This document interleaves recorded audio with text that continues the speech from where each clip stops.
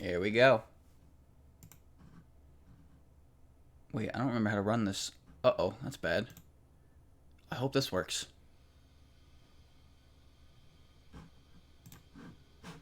Oh, wrong thing. Correct thing. There we go. Yeah, crunchy. Mmm.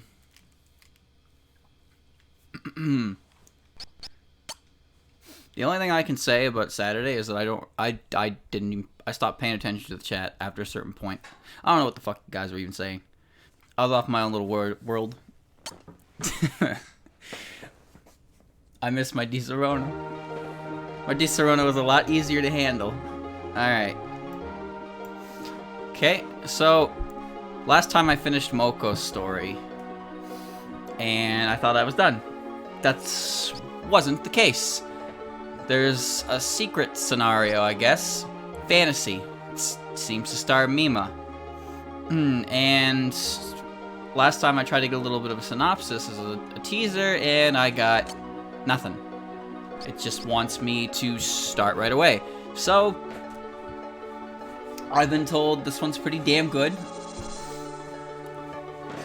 We'll see. Chat, I'm gonna be really upset. I'm gonna be really upset if I play this and it's just Chirno and Ponga together. That would ruin the game for me. Ruin it. I really hope that isn't the case. Alright. Fantasy chapter is longer than any previous chapter. Oh, good. What is the last one? So let's give it a go.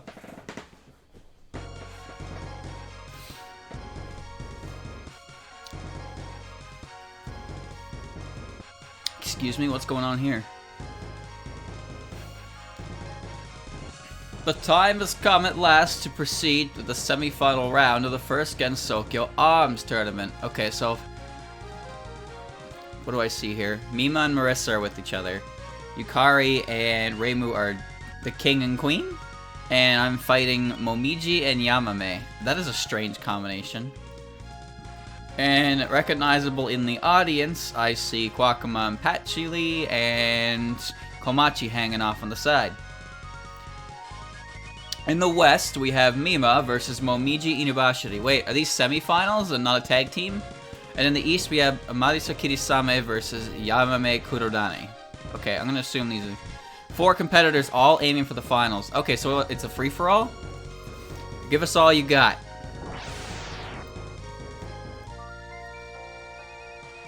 Oh no, it's a one-on-one. Luigi is a good sprite. Alright, Mima, what can you do? Pierce, simple straight stab, and nightmare. Bewitch your target into a nightmare.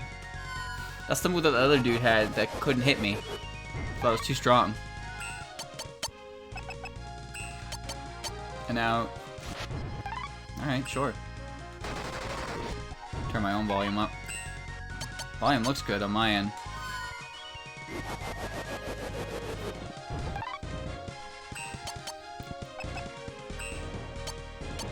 I'm gonna assume that when I hear that ding, it means they wake up. So let me just do this. There. Good. Good enough. Good enough.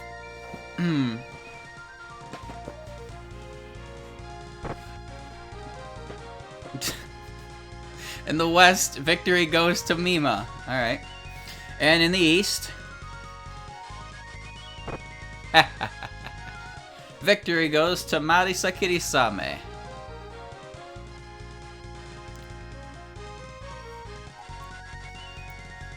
Without delay, we move straight into the final round.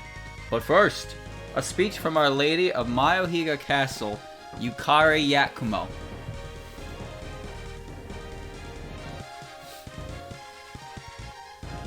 Our 2 most admirable performers. At last, the time has come for you to face off in the finale.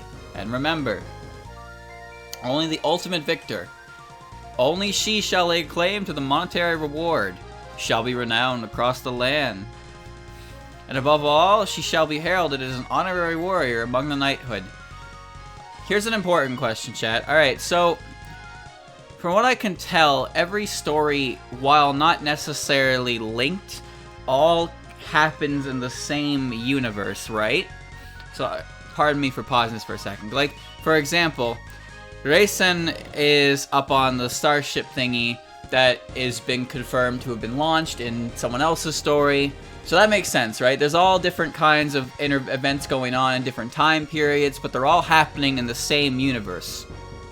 Yes. Starship was mentioned in Moko. Okay, but here's my question. Right now, I have Mima standing next to Marissa, right? But Marissa was also in Mei Ling's chapter. So I'm just trying to figure out what's going on here. This time zone feels pretty different from what happened with Mei Ling. But Marissa's right next to me here, and it's gotta be the same Marissa, right? So that's I wonder if that's the same. No, it probably wouldn't be the same. I mean, Marissa makes the most sense here, and Marissa makes the most sense in Mei Ling's universe. Or her story, but I guess I'm just trying to figure out how they connect, how they could possibly be in two places at once. And you can't say she's the PC-98 version. Because the PC-98 version has red hair and purple clothes. Oi, oi, above all, shall be heralded as an honorary warrior among the knighthood. Jeez, Laplace, thanks. Haven't even done anything yet today. Thank you for the 5 subs.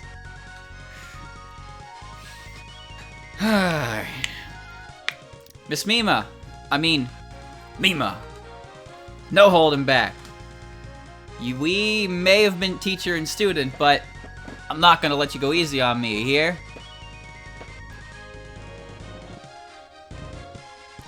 Now, Mima versus Marissa Kirisame, the final match. Fight!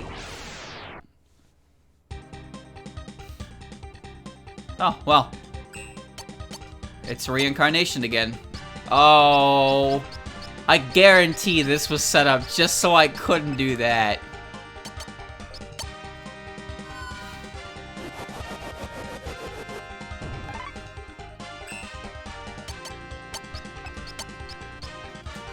I'm trying to be smart.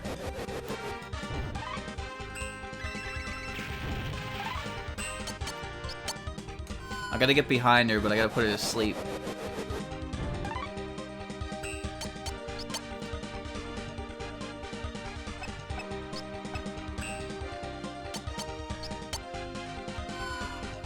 Alright, put her to sleep and hit her in the back.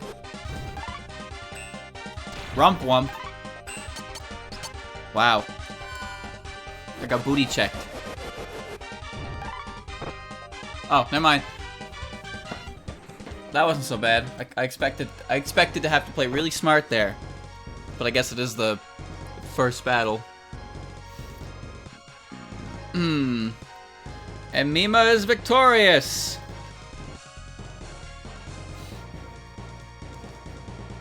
Ugh. It's alright. You've won. Now, Mima, step forth.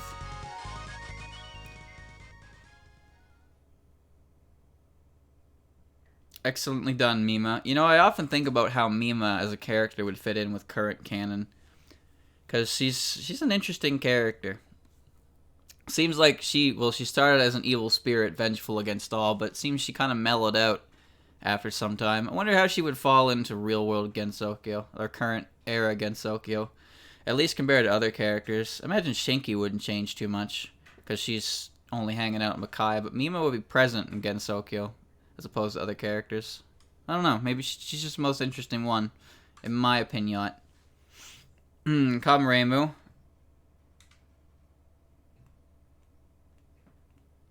It was a truly fantastic fight indeed. An absolute honor to behold, a sight not seen from the very moment of Gensokyo's creation. And so, in the future, I would kindly ask you to utilize that same power we saw today for the good of Gensokyo. This does not sound like Reimu at all. Hell, Reimu would have entered the tournament for his money on the line. In praise of Mima's victory and of the outstanding success that was the first Gensokyo Arms tournament, let us celebrate Gensokyo and its radiant future. Come, everyone. Let us partake in celebration.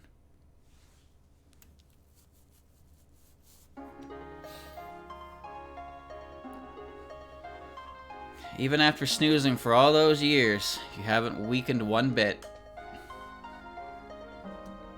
Oh no. My power certainly waned. Oh, okay, so Mima can talk. Good.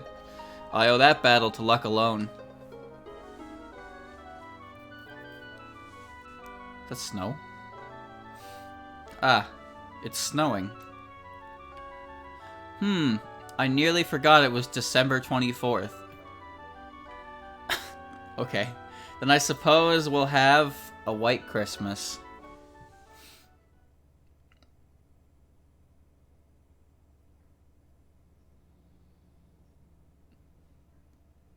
And yet, I can't shake this troubling feeling. I have a sneaking suspicion that that rock-esque tower-shaped object in the background is going to be very relevant. Just a feeling. Just a feeling.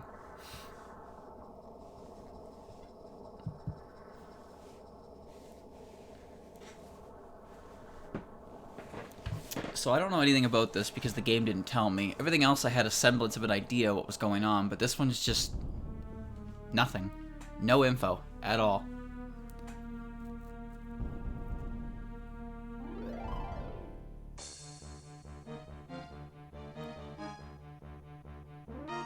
Is that Makai? The year of Gensokyo XX11. Okay. A tower from Makai appeared in the center of Gensokyo. I was correct. That guy is dead. Uh-oh.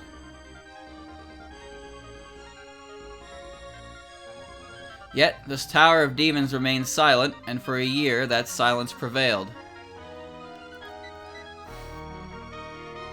And on December 24th, XX12, holy... Well, there's Dad Kid again. At last, the people of Makai took action, bringing the land of fantasy into chaos. Uh-oh.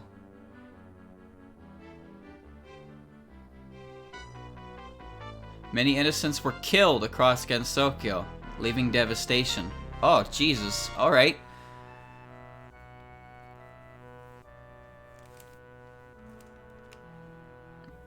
And so commenced Gensokyo's first recorded war, the Genso-Makai War. Chapter 1? Oh my god. It's like the actual game. Oh boy. This is gonna be a long one. I am sure you two are already well aware, but just to be certain. Last night, the Makai army carried out an invasion, resulting in countless casualties across Gensokyo.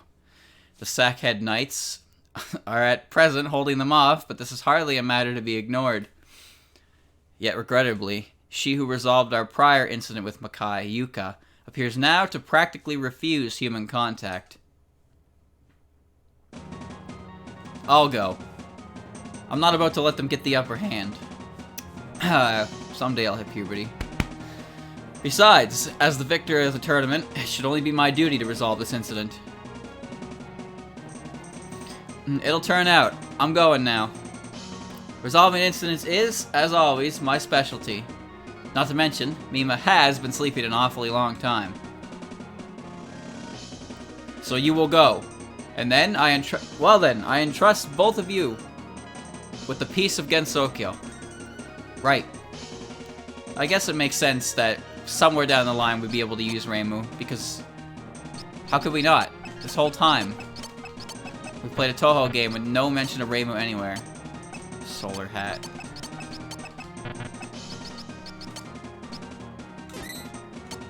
Alright, cool.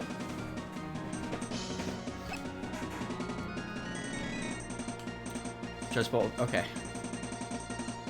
The former incident, yes, it's been many years, hasn't it? A great many monsters of Makai invaded Gensokyo out of the blue. But then Yuka Kasumi stood tall among the rest and faced up to the yokai hordes.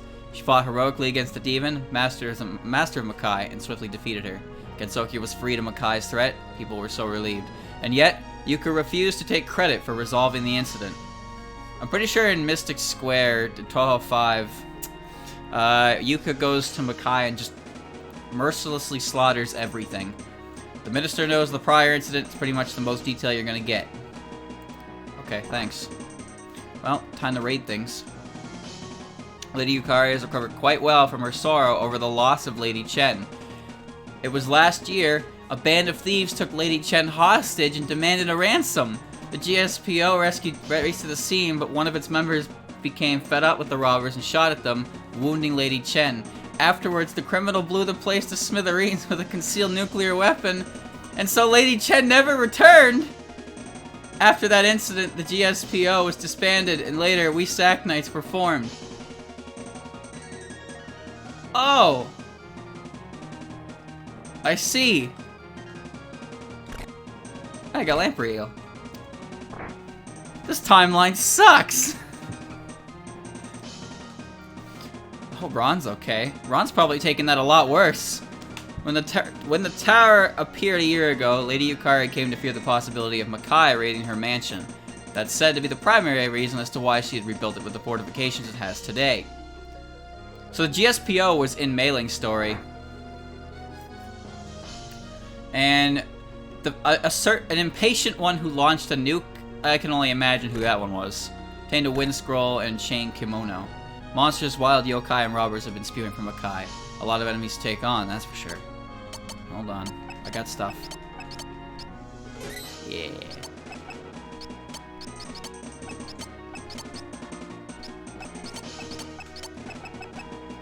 I'll work with that. That's fine. This is the most recent timeline, yeah. We saw Kaine evacuating the school, so we know it took place after those events. This is probably the farthest up on the timeline. We are the soldiers of this castle, a force known as the Sackhead Knights. The proud Sackhead Knights are Lady Yukari's personal army. We won't let any old yokai get the better of us. Lady Yumemi Okazuki leads the Sackhead Knights. She's strong, to say the least. Even if yokai surround her, she can strike them all down single-handedly.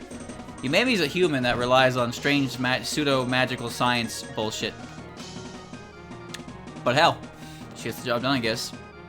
We were all just ordinary people once, but by Lady Yukari's power, we were made strong. For a peaceful Gensokyo, I just want to say good luck. We're all counting on you. Hold on. There's a lot to look around through here. I want to see it all. They say the tower is situated in the exact center of Gensokyo. I mean, I see it. I also see a mountain that looks different from the others, so I can only imagine what's happening there. Wonder if that's where Yuka is. The attack would seem to prove that we lack the power to retaliate against Makai, but we'll put it in some training and it'll pay off someday. We lost many companions in the raid a few days back. We need to hit them hard. We may want to hold off for the moment. Yeah, Makai is full of a lot of dangerous creatures. Seems to be the scariest place in all of Touhou lore. It's occupied by high-level demons. Stuff like that. The minister has taken the place of the missing Lady Ron and the departed Lady Chen to act as our representative to Lady Yukari. Oh god. Alright, so Ron's missing and Chen is dead. Not a good start. While he lacks any real fighting ability, he does good work as Lady Yukari's right-hand man. Curse Makai, making us fight on Christmas of all days of the year. Well, remember, we had Ron's cowboy story in the past, right? So, I imagine when Ron comes back, I hope she's still a cowboy. That would be sick. Oh, this is the tournament grounds. Okay, I guess we're just gonna keep going. The South Human Village is situated on the way from here to the tower. It'd be wise to make preparations there. Okay. The jail is ahead, but it's not really the kind of place you should be going. Our leader is out surveying the damage at the moment. It's locked. Okay. Sword skills we use are based on those of a princess who lived on the moon. Although I say moon princess, but I'm pretty sure it's not the one who lives in the bamboo forest. That's your Yume. There are issues with the Gensokyo Times here. Read them? Yeah, sure. Disappearances, nuclear explosion, and mystery of the tower. Alright, get ready for some lore dump. Disappearances. As it spirited away, 9/28/10. Several days ago, a number of people in Gensokyo suddenly disappeared all at once.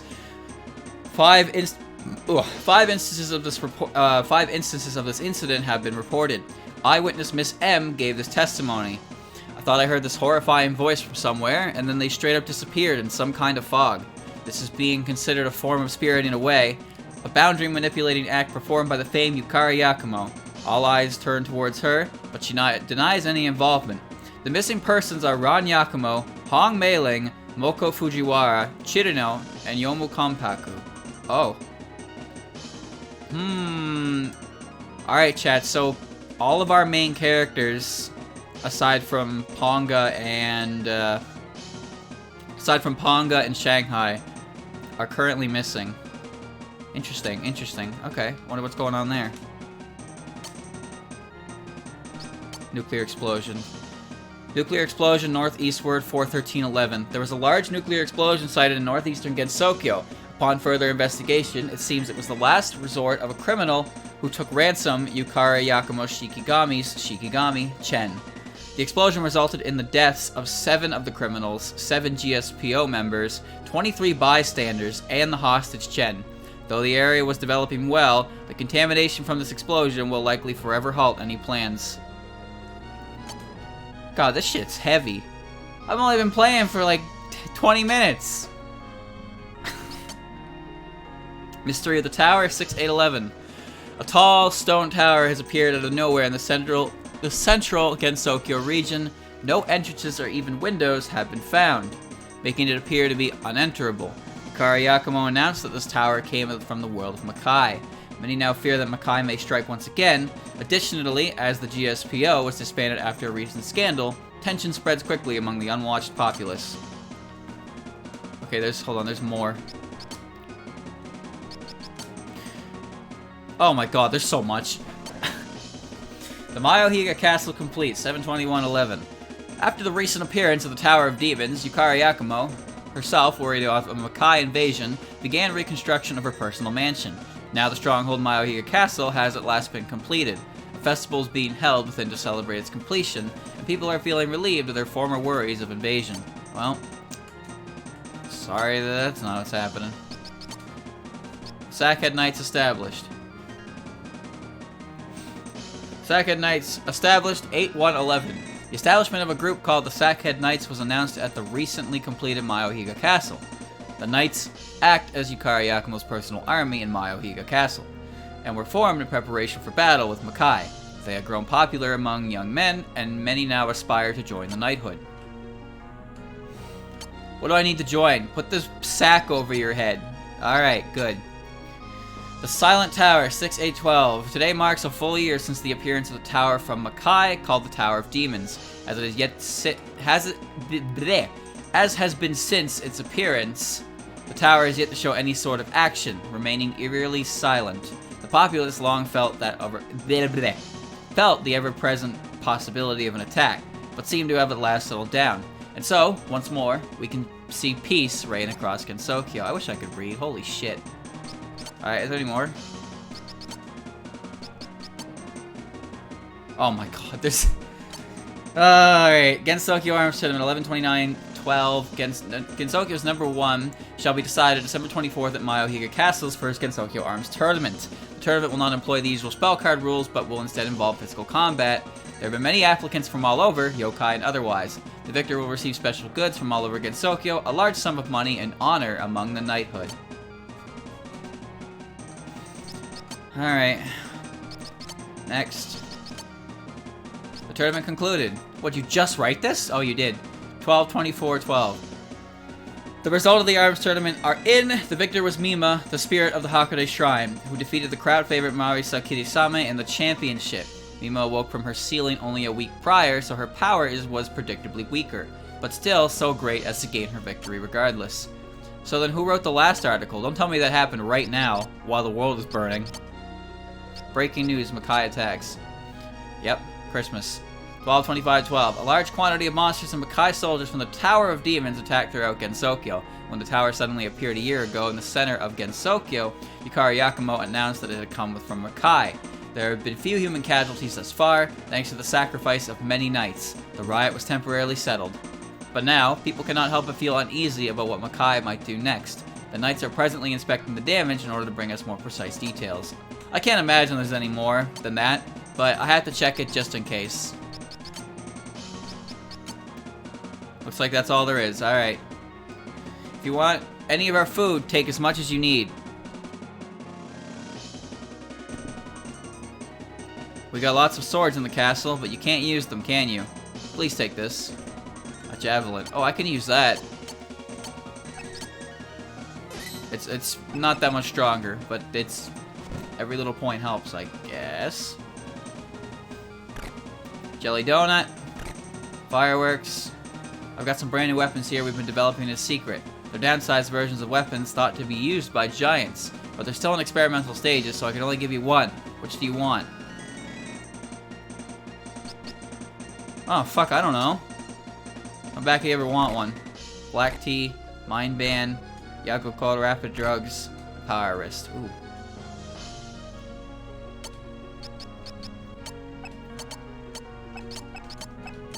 Mind ban, there we go.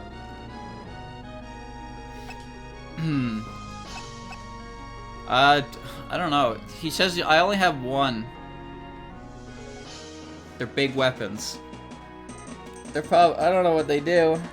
I kind of want one, but I can only take one. I'm not going to take them because I'm not going to use them. Now, I've been given a choice of one or the other, and I'm selecting both, or neither. Where do you think you are going? I see you, Marissa. You come with, right? They're limited use items you're never going to use. Damn right I'm not. Of course I'm coming with you. If you're taking on a demon, then we'll beat him together, Zeh. Marisakiri-san may join. There we go.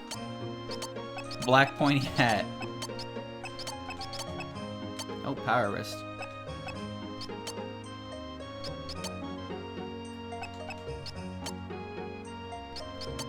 Seems like Mima is just better at physical attacks. And Marissa probably hits really hard with magic attacks, so we'll do that. That works better. We're all here. Yep. And I imagine somewhere down the line we're gonna recruit Mima, and then we're gonna be playing Touhou Mother again. I mean, not Mima, Yuka. Well, the gang will all finally be back. I mean, it makes sense. We're essentially assembling the party of Touhou 5. Or the playable characters. Shell beetles. Excuse me, that didn't do any damage. Fantasy Jewel.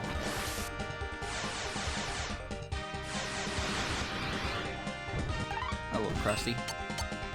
Rump Wump. Assassination. Whack foes with firm buttocks. Light show. Blow away enemies in your path. And Star Bomb. Hurl a pentagram explosive. That sounds fun. That didn't do any damage. Good.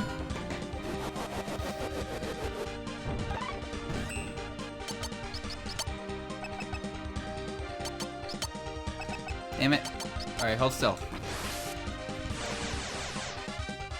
And now we're just gonna beat up the local wildlife until it becomes strong enough to take down a god. That's all. Pretty easy stuff, pretty easy stuff. What is this? Can we consider not doing that? Whoa, what the heck? It turned into a... I don't even know what to call that. Reminds me of the yellow gem from Mischief Makers. So hold on, was there an enemy there, or is that just... they're just wild... there's just wild encounters. Ah. Alright. So this is where the actual RPG part happens, huh? What is that move? Cool, yeah, just do that.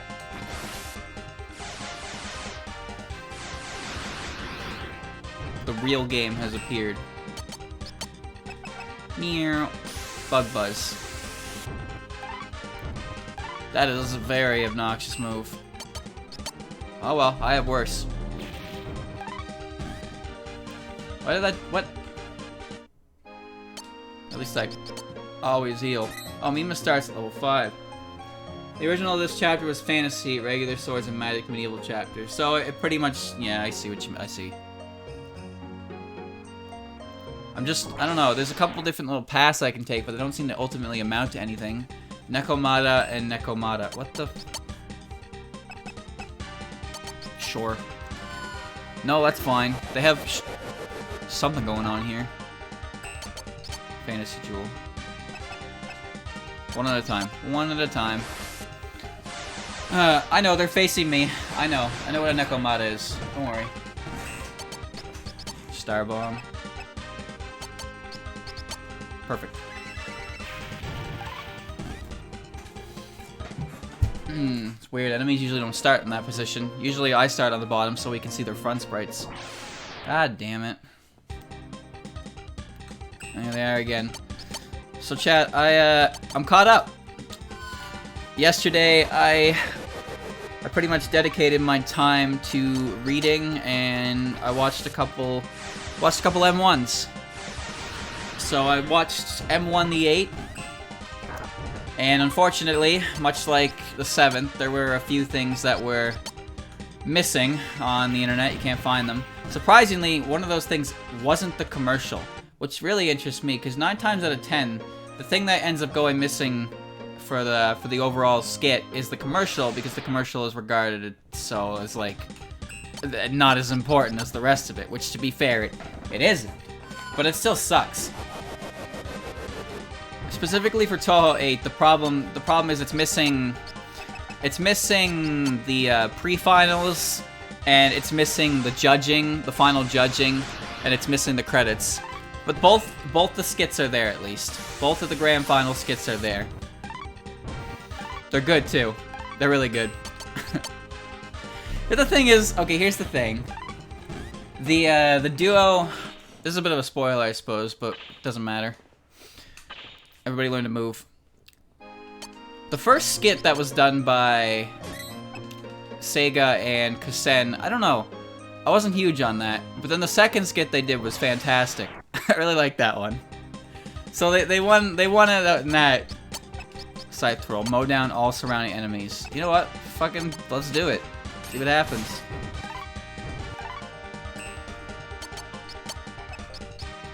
Blow that deals direct pulsing pain. Wait, I know what Suda is. But didn't I have a different Suda? The unicorn. The singing was just like, no, it wasn't bad, but like it was just like it didn't hit as hard. One thing that really upsetted me was in the 9th one. Suika and Reimu's performance was pretty lackluster. Also in the 8th one, the Aki sisters' performance was pretty lacking as well. I mean, everybody has their own taste in comedy, but I found that, and with Reimu and Suika, a lot of it was just kind of like, I don't know, it didn't really do anything for me. I just kind of was there until it was over, and then it was done, I was like, alright, moving on. And the Aki sisters had like 1 or 2 good jokes in there, but other than that, it really wasn't really doing much for me. The thing that did kind of upset me just a little bit is that Tenchi and Yuka had a skit, and I really liked their skit. I thought it was funny, but it didn't win. It didn't make it to the finals. And don't get me wrong, I thought Mistia and Kyoko's was good as well, but I don't know. I kind of thought Tenchi and Yuka's was just a bit better. Although Kokodo and Miko's was fantastic, both of them. I really like how that one was handled for both of them. Unfortunately, in the case of Touhou M1 the 9th, the second grand final skit is missing. So I've never seen that skit. The second skit done by Misty and Kyoko for the finale. They won with that skit too, so it was probably pretty damn good. But yeah, we'll never be able to see that. Human Village? Yes, this is Sagebrush Village, just a little place. I'm here to raid your cupboards for items I will not use. Oh, not this again. If you're trying to get a subscription out of me, I am not... Huh?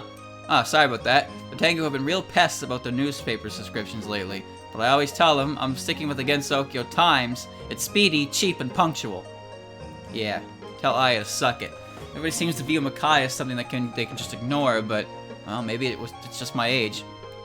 If I can't live my life like normal, it really wears on me.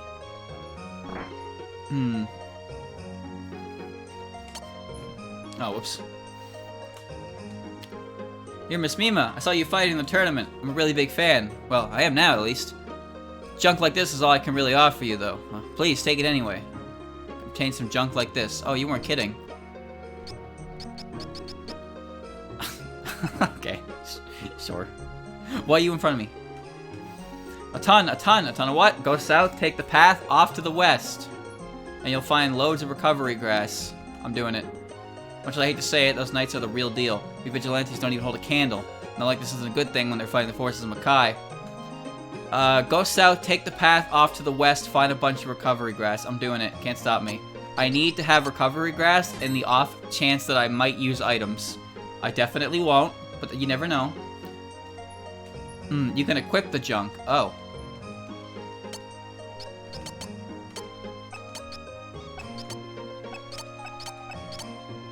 Oh yes, nice. Now Mima has junk.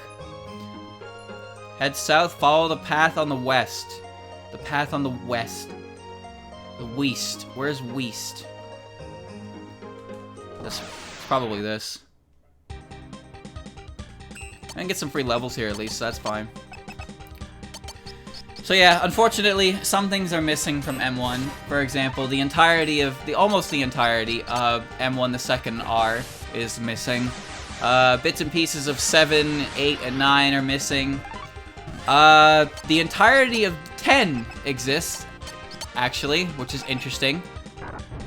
I was kind of surprised to see that that one is completely untouched and just completely intact. So that was pretty cool. 11, 12, 13, and I think 14 at this point. Like, I'm pretty sure that's as many as there are. Those are all still around, I think. Oh, here we go. Found it. Man-eater. Oh, good thing I'm not a man.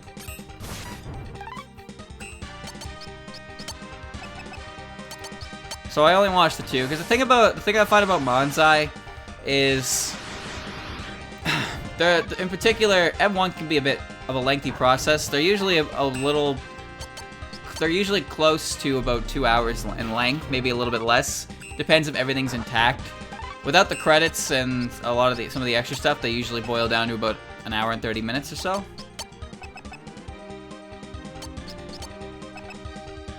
I still don't know what that does. But I just watched them. I watched them kind of slow so I could take them in. So if I watch too many, I'm gonna forget. Didn't I try to do this path before? No, I didn't. Ooh, here we go. Yeah. Give me that free shit.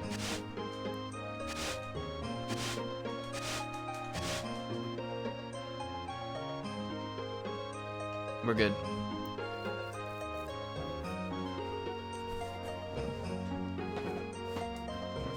And I finally finished listening to all of Zun's extra albums.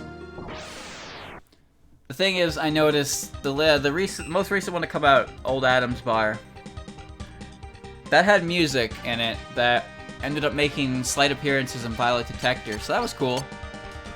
But they came in there first. Old Adam's Bar was good. I like that one. Dr. Latency's Freak Report was pretty good too. And Neo-Traditionalism of Japan was alright. What I noticed though is that Old Adam's Bar was released in 2016. Same with Dr. Latency's Freak Report. So what that meant was, I'm pretty sure this year would have been the next album, but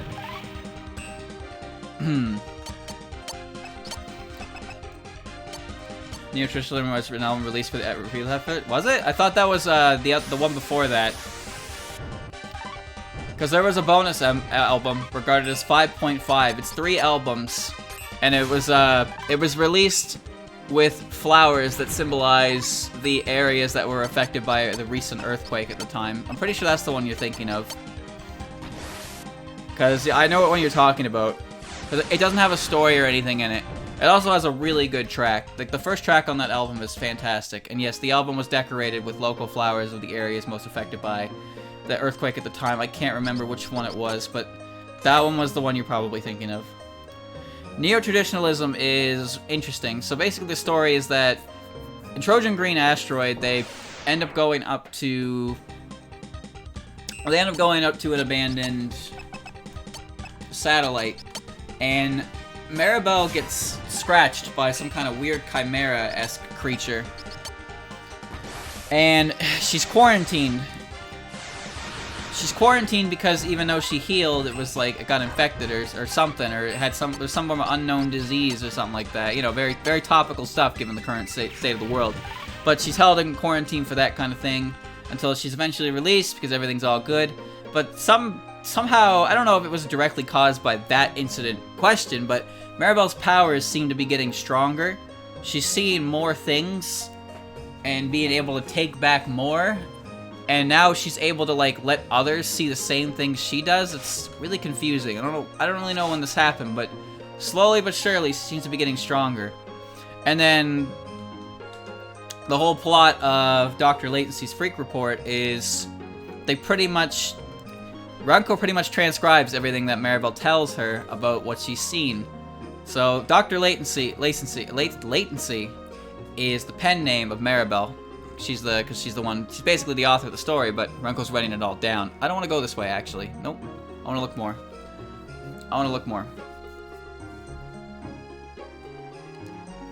And then finally, with Old Adam's bar, they end up going into some old-style bar full of, like, occult fanatics to tell the story. They publish their own, like, weird fanon magazine. And I looked it up. There's a term for it. There's these magazines that win awards for being so ridiculously outlandish that they get no entry right now. We're busy surveying the damage out there. Okay. Like, for example, there's a book that won this award that studied the techniques of ancient ninjas while also detailing their magic hand signs. And I can't tell if that's, like, intentional or if that's, like, or if it's schlock. I can't tell. There's another one that...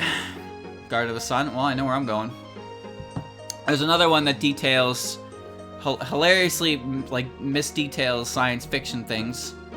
You know, there isn't... this isn't the way to the Southern Village, right? The area's filled with vicious monsters. Won't let anyone know it's really safe. I have to go see Yuka.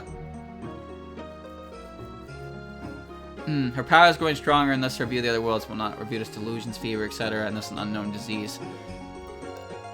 I think what it was they attributed that increase in her power to being caused by the disease in question, but I don't think Maribel ever, like, mentioned this kind of thing to them. But she was quarantined because she was at an unknown illness.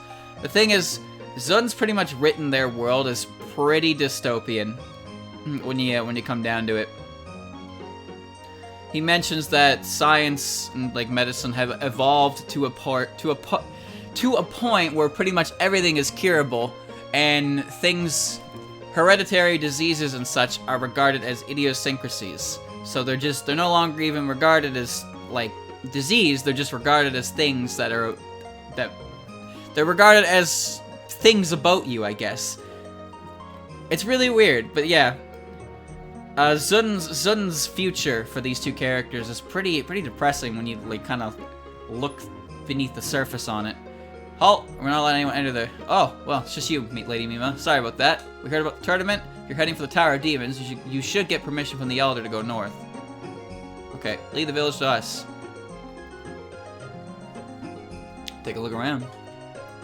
I moved around last week to mine for coal. After all, it turns quite a profit. But Makai just has to go and ruin that now, don't they? Yeah. Locked. Locked. Locked. This is pretty much a brand new village. It's only been around for a year or so. The whole area used to be nothing but a desolate red plain, as a matter of fact. But all of a sudden, some kappa named Kawashiro happened upon coal underneath the soil. After that, people came in hordes to dig up the coal, and soon enough, it just turned into a village. Yeah, that's what happens. Any logo? Good. Good. So yeah, the way Old Adam's Bar ends is people tell some stories about their experiences, and then Tengu side has been a slump, one heck of a slump lately. People just don't seem to buy their newspapers anymore, which has put them out of a job and straight into the streets. Most of the humans around these parts, around here, are here to work, but it seems most of Tengu are just petty bandits. Now, at least. It's just nasty time, really. Maribel describes different things she's seen, which are all have been listed in Dr. Latency's Freak Report, or I forget what the name of their fanzine was, but in universe they published their own like magazine of that kind of thing. But one thing that confused me specifically about that was when I read the story after she had mentioned all these points that were already described in the book. One of the lines Zun had was that a man piped up and said that they already knew this because it was in the book. And Zun, or at least it was translated as the man who was claiming to be Dr. Latency himself. So I can't tell if that means that somebody in the bar was pretending to be them, because there was nothing came from that line. It was just a line. And then Maribel gets a mirror and then shows everybody in the bar the mirror, and it displays the things she sees, which is really weird, and everybody sees it. It's like, oh, okay. So that's all we ever really got, and we haven't got anything since. Those Makai guys are cruel and all, but I swear the sackheads are downright inhuman. You gotta keep an eye out for everybody when you walk down the street. Like, as I said, the way the story is progressing, Maribel's power is getting stronger and stronger. So, I really wonder where it's gonna go, what's gonna happen to her. I'm kind of worried about her. But Zun doesn't like to point things out. He likes to just be real cryptic about a lot of shit. I don't think he's ever gonna do anything involving Yukari and Maribel and how they exist, or if they have any relation to each other at all. I really don't think that's gonna happen. But the more that Maribel's power evolves, the more it sounds like Yukari's power. There was a Prism River concert yesterday, but those soldiers storming in completely ruined the show. That damn Makai, I tell you, how dare they interfere with such artful music. This is the village elder's house. I'll check that out in a second, once I try every other door and inevitably get locked out. Yep. Good stuff. You heard of the Moria Shrine? You know, the shrine up in the middle of the mountains? Seems the shrine bathing there died in an accident during a lunar expedition 2 years ago. That could explain their recent decline in faith, I'm not sure, but it seems to have put the shrine's gods out of sorts too. A friend told me that when he went to the warship, they suddenly came swinging right at him. He was nearly a goner. Don't go there, okay? You have to. You ought to be careful, that's for sure. I thought Sanai was okay. I thought everybody was revived. Can't let anyone through without the elders say. I heard there was once a time when humans lived in Makai. Think that's true? Let me just find Alice. Confirm it for you.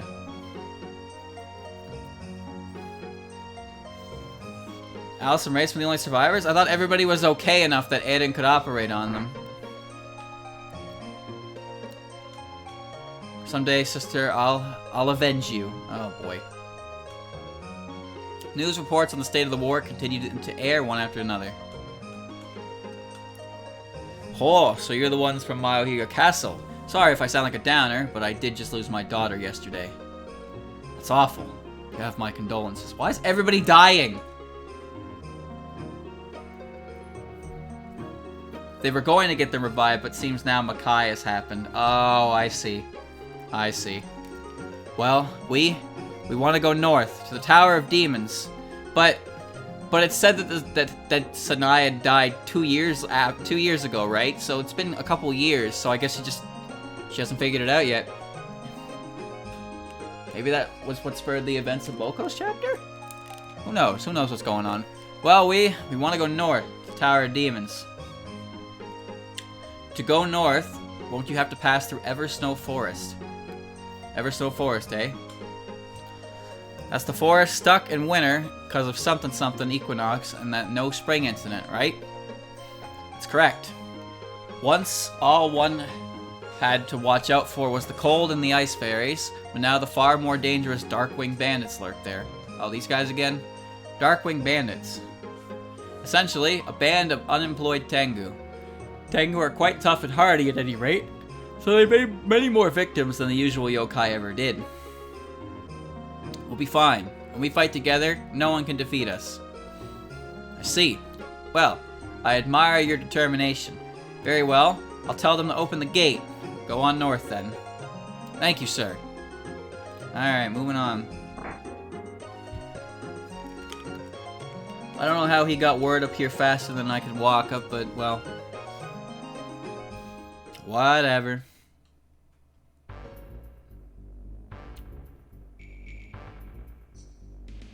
Huh? Where'd she get to? There, up in the branches. Uh-oh. Don't know who you are, but wandering into the Darkwing's bandit hideout, and last and biggest mistake you'll ever make. That's Ichiden. Well, in that case, you ought to say as such at the entrance, make a big sign saying, super secret bandit hideout. Hehehe. Funny girl, but that's enough talk out of you. Prepare for some pain. I thought these guys got disbanded after Mailing's chapter. She's being attacked.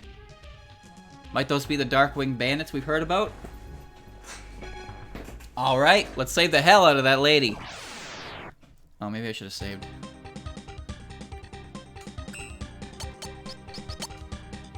Twirl!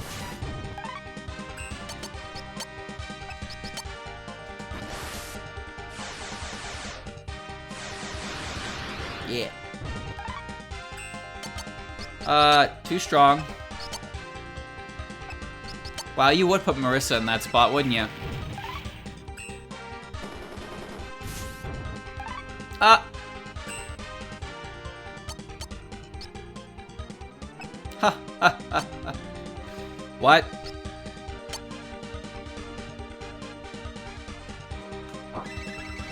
Mm-hmm.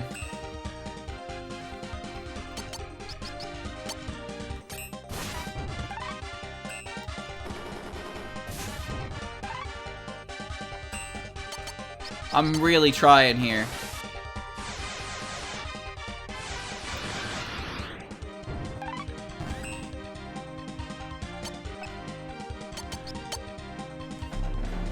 Q. Don't die.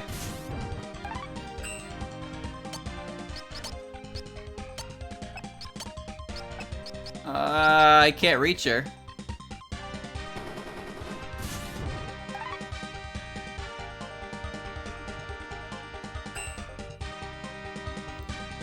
Ichiden dying is fine. It's winning that's going to be tough. You sure? Are you sure?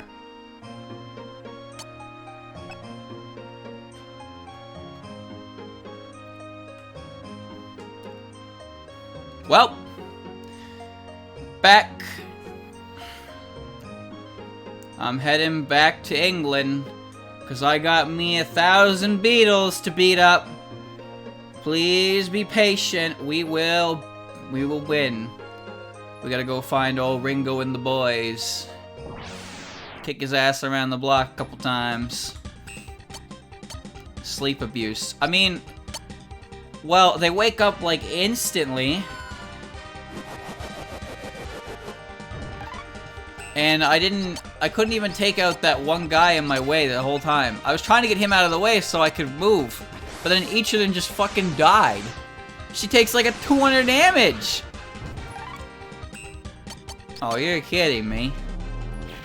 How am I supposed to get away? What does that even do? Don't bite her. Well, here we go, chat. Having a good time. So, yeah, as I said, I finished off those finally. I was gonna move Ichiden out of their formation once I killed the first guy. Problem was, the first guy took too long to kill. So now I'm here. I finished off, well, almost finished off Strange Creators and Outer World. I pretty much read every article that was translated. Unfortunately, not all of them were. Really regrettable. As I said, I like reading those articles, those developer articles, where an interviewer asks them questions, so you can kind of get an idea what Zoom is going on about with his games. And he mentioned, one thing he mentioned that I found made sense was, with the development of Subterranean Animism, he wanted to, since he knew that the characters of Underground would be hated, he designed the characters in such a way that it would make sense. So he assembled themes of things that people don't like, and to make sure you hate, to give the impression that these characters are hated, he made their spell cards annoying as fuck. So that would be why they're so difficult. So his list was disease, obviously Yamame, jealousy, which was Parsi, Onis, because Onis are pretty much a symbol of that in Japan.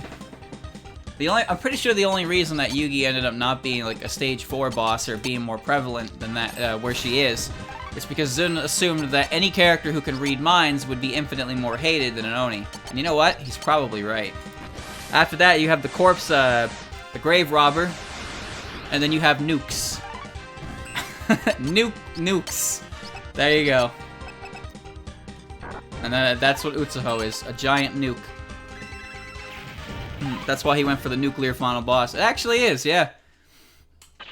Evil Field, Cure Barrier. Alright, now I have some moves.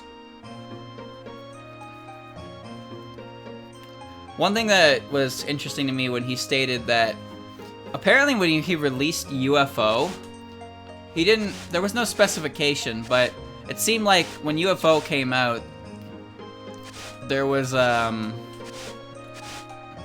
was it he said? He didn't say there was bad reception, but like he said there was some like when UFO released it did shake things up a bit. But he also went on to say that once he had released UFO and seen the feedback, he realized that he wasn't going to be able to just put out whatever the fuck he wanted and have people just eat it up and go all around an evil will. Sure, why not?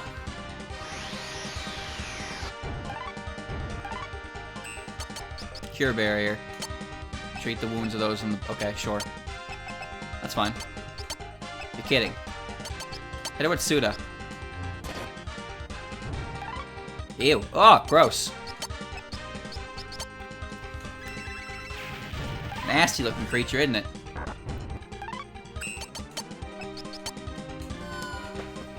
Ah.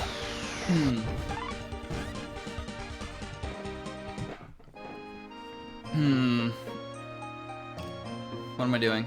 I guess I'm just walking around looking for things. So, the thing that's respectable about Zun's perspective is that since he had assumed he could kind of just put out whatever he wanted, but he decided that wasn't exactly going to fly after UFO's release, which is smart, because the thing about being an indie dev compared to a AAA team is that you kind of... Your player base is a lot smaller than what you'd assume from a AAA game. AAA games fuck up all the time, and they still meet their sales quotas, because even if the game is lazy, uninspired, or even downright bad, people are gonna buy the game. That's just what they do. I mean, look at Sword and Shield. Bad game. People spent the better part of the year shitting on that game, and then lo and behold, everybody bought it anyway, lol. What can you do about it?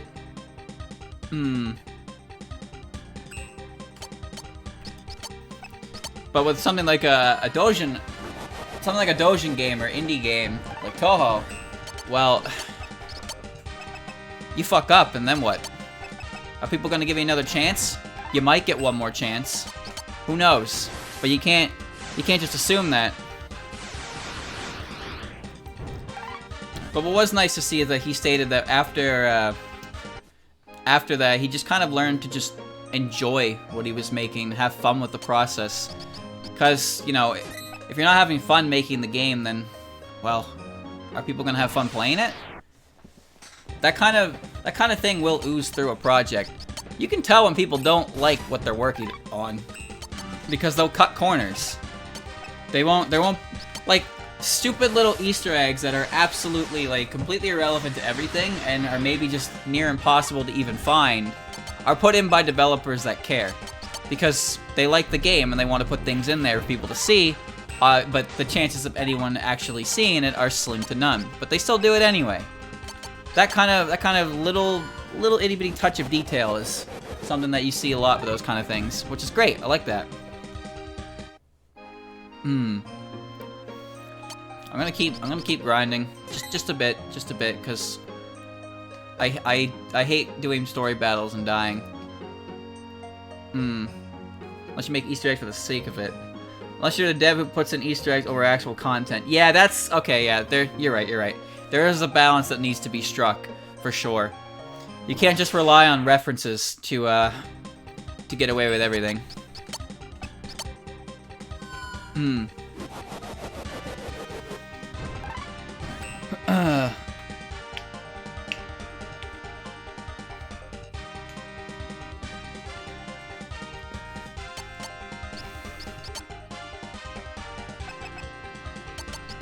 There we go.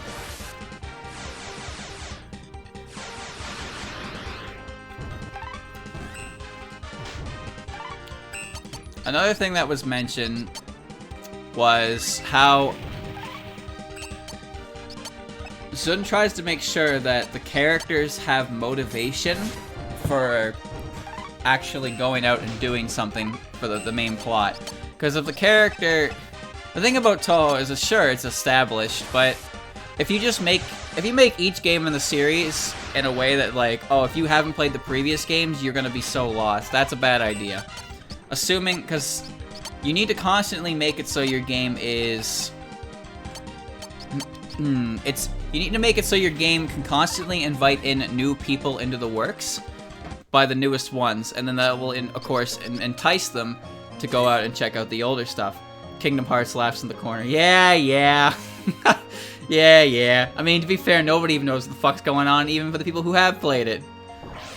But, point is, yeah, that design philosophy makes sense to me. Like, imagine if you're playing Touhou 15, and the game's like, by the way, if you haven't played Touhou's 1 through 14, you will not understand what's going on. And there are not going to be a lot of people who do that. There really aren't. Of course, there are people like me who play things in chronological order anyway, so I get the most out of it, and then I end up dropping things because I'm lazy and don't want to start. Yeah, I know, I'm fantastic. There we go. So that's why Zun tries to make it a point that he tells you about the character's motivations for acting. The thing in UFO is that the main plot of UFO is 100%, well, I guess maybe not 100%, but it's the major focus of the plot of UFO is in that of the enemy characters. The whole yokai group looking to help out Byakuren. Whereas every player character is just kind of along for the ride. Their motivations are shaky at best. Like, Marissa's motivation is looking for treasure. Sure, that's a pretty Marissa thing to do. But what was Reimu's motivation to doing that?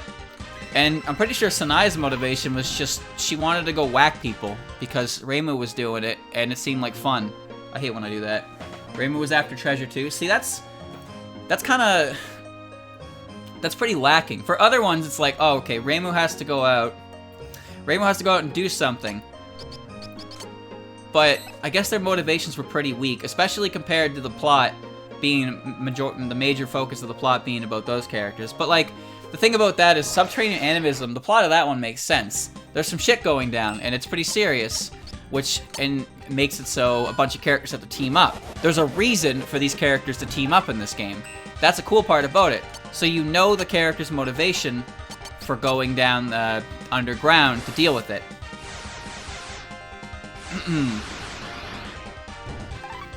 And then in Double Dealing Character, Touhou 14, again, the plot of that one isn't exactly anything major. It's just kind of like the mallet does something, and some tools are taking on a life of their own and getting powered up. And the characters are just kind of like, oh, I guess this is happening. Sure, let's go. Let's just go. I suppose. Let's just go with it. So that's the best you get. The game's still fine. As far as plots go, Touhou 14's pretty inoffensive. Nothing really happens in that game. It sets Seija up as a character for sure, but Not much else to it than that. It's a nice, lighthearted thing, and then Touhou 15 happened. And Zun was like, let's make a hard game. Oh, he did, didn't he? He really did.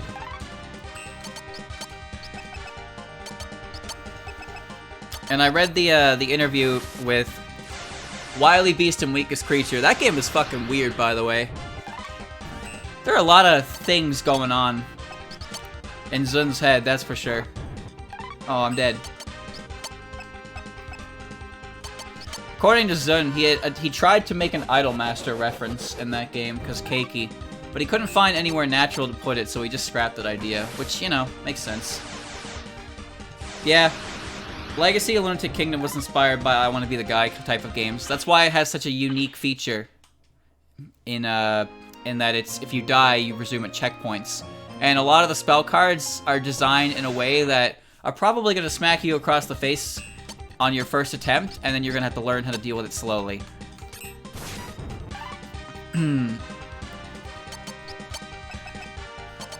God, that game was rough. But I beat it. You also gotta remember that Touhou's 13 and 14 were regarded as easier than most Touhou games at the time. So I doubt it was ever confirmed or anything like that, but people seem to say that Touhou 15 is as hard as it is because people were saying the previous games were too easy. 13 and 14 were too easy. So Azum was like, alright, here's a hard one, fucker. And there you go. Stuff like that. Who knows if that's true or not? I wouldn't put it past Zun. But yeah, the only thing that really interested me in mention is that most of us already know this, but he confirmed that the leader of the Eagle group is going to be appearing in the next game, 17.5. Something I actually didn't know about 17.5 is it's being co-developed with Tasogare Frontier, which, for those of you who don't know who they are, they're the main group that work with Zun that are behind all the fighting games. I didn't realize that they were also doing this. So that's pretty cool to see. I wonder how that's gonna go. I also wonder if, because I also read their interview about 15.5 and how much of a nightmare tag team setups are, stuff like that. But it seems the head of the circle at the time said that he wanted to conclude the Sky Battle arc. And I don't know if he meant that in the sense that 15.5 was going to conclude that style of fighting games or not, but I kind of hope it does, because if 15.5 is the last in the series of the Sky Battle games, then we'll move on to a different type of fighting game, or maybe we'll move back to more traditional routes. They seem to mention something about wanting to make it more competitive based, so I imagine they'll actually try to make something similar to a very new age 12.3 or 10.5, where it'll be a lot, I wouldn't say less casual friendly, but it'll be more, it'll be able to be played more competitively. That would be pretty cool to see. I really hope something comes from that. One of the most interesting things about 15.5 in development is that since 15.5 went with tag characters because they had, it was, I wouldn't say it's easier to do, but they had already made enough characters that they can work off of them as base and then go about pairing them up. Because as most of us know, the way it works is in 13.5 we get a bunch of characters, and then in 14.5 we got more characters added, and then 15.5 we had more characters added, but also something a little different. And Zun they stated in the interview that, first of all, Doremi was only included because Zun wanted to include a character from the latest game, Touhou 15. But the only one that would make sense to him was Doremi. So he kind of, at the time, felt like he only included Doremi because she was the only one who could reasonably be included in the game. Apparently Clown Piece was considered at one point, but they couldn't figure out how to make it, work exactly. But then, due to Doremi being in the game, they ended up writing more about the dream world and how the dreams shit works in Gensokyo, and it ended up being, a subplot that pretty much rivaled the main plot, or being very relevant to the main plot. So it just kind of grew and grew, and now Doremi is a character. But the main idea for them was they wanted to include instead of adding new characters, they wanted to include characters from previous games. So what that meant was Tenchi came back, which was great. Everybody loves Tenchi. And Yukari came back as well. Apparently Yukari was a pain in the ass to develop. She was so intensive that they had a whole team just dedicated to getting her right. She's too big. But yeah, Tenchi's inclusion was one that wasn't because they wanted... wasn't because she was integral to the plot, but just because they wanted to put Tenchi in the game. And they were like, alright, this is cool. Another interesting thing to note is that at first, Yorigami Jun was intended to be all on her own, and her urban legend would have personified due to the perfect possession incident. I mean, the thing is, her urban legend is the perfect possession thing to begin with. So, but instead of making it so her perfect possession became its own entity, they just gave her a sister, and that's how Shion was born. So we almost didn't have Shion as a character.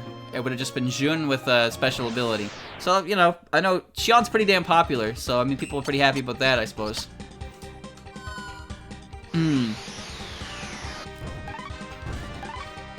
Yukari's too big for Urban Legend in Limbo. Now she's in Autonomy.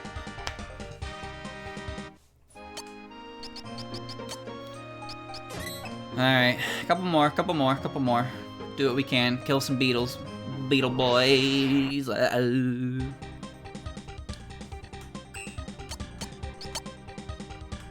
we go. One of my favorite parts about 15.5 is that when you beat the main story, there's a story for every character, right? So when you beat the main story, the last quote-unquote story, the extra story, is Jun's story. And, I'm gonna spoil it, because it's really stupid. But the final boss of Jun's story is Tenchi, which ends up turning into the giant catfish. The fucking catfish comes back. And that's the true final boss of 15.5.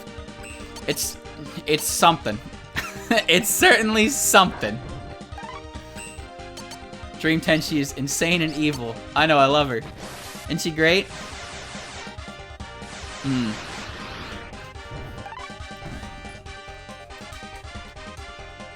But yeah, the 15.5 is interesting with the story because of the fact that a lot of the dream characters show up. And again, as I mentioned before, the dream versions of the characters are pretty much just like Persona shadows, where they know everything about a character and they represent their most innermost desires and like personality, and they don't hide it. They're completely 100% out in the open about everything. So that was pretty cool.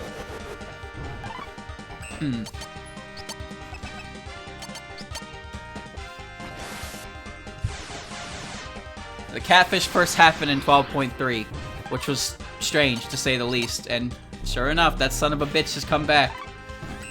That's great. There we go. So yeah, as I was saying, Tatsugade Frontier is currently working on the newest spin-off game. I didn't play the demo of that. The only thing I know about it is it was like, what, 1 or 2 stages? And they put Yugi in her outfit that was used in Subterranean Animism promotional art instead of her usual gym clothes, and people were like, whoa, wow. And to be fair, I can understand why they would say that. So it's pretty damn good in that, that's for sure. But yeah, it seems like the only thing we know about 17.5 is that, for one, the Yugi's part of it, and two, the boss that never showed up in 17, the boss of the Eagle Spirits, is going to be a character in it. How prevalent they'll be is unknown. Likely they'll be a big deal, so that'll be cool to see. Who learned a move? I got Shellcracker. It's probably a defense-breaking move.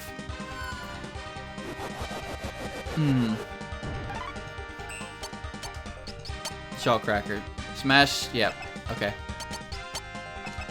Hold still, please. Thank you.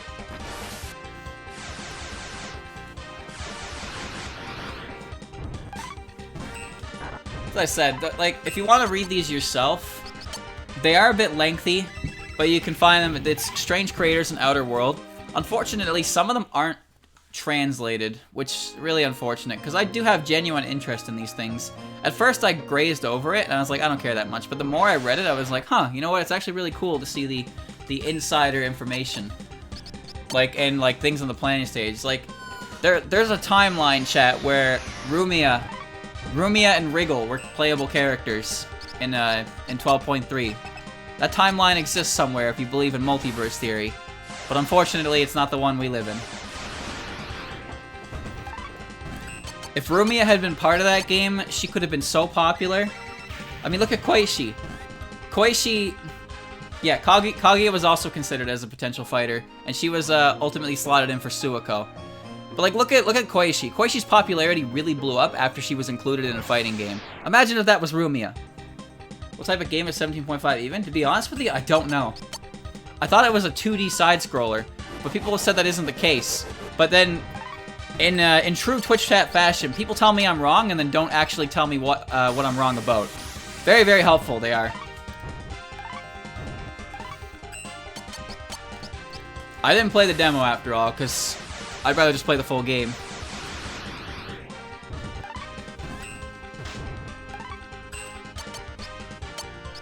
Before the Metroidvania. That would be sick, an official Metroidvania. Come on now. The game is described as horizontal side-scrolling Danmaku water action game. What? What do you mean? Water action game? What does that even mean?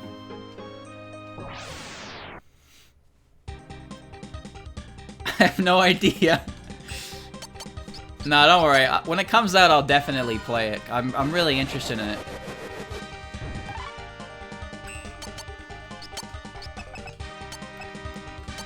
It'll probably be out sometime this year. The demo is really short, so that's why I didn't bother touching it. Touhou demos tend to go for the first 3 stages, and then when you buy the actual game, the difficulty tone shifts super hard because people have already practiced the first 3 stages that they should just be prepared for that increase in difficulty, which isn't the case for people like me because, well, heard it's super crashy. I never heard any technical issues with it, but, well, hopefully they get it right. Of course, the way the world is right now, I'm sure we understand if things take a little bit of time to come out.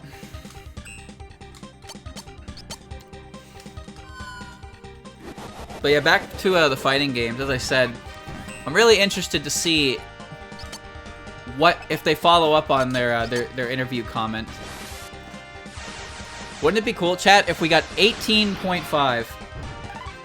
18.5, and it's pretty much the graphics.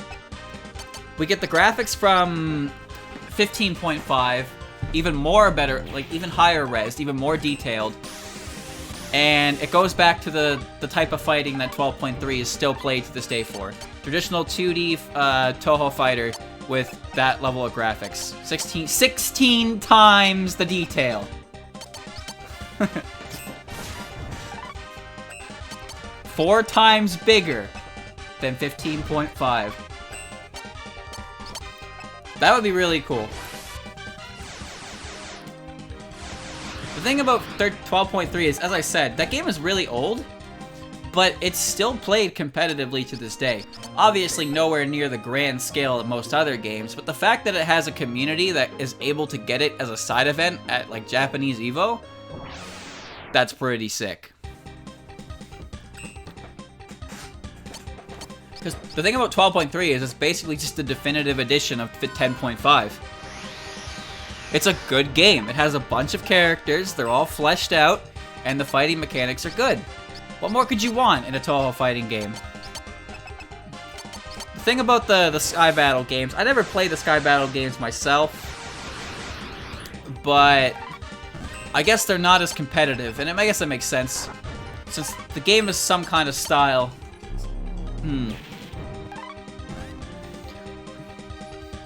I like the art in the earlier games, but I think the art is cleaner and nicer in the Sky Battle games.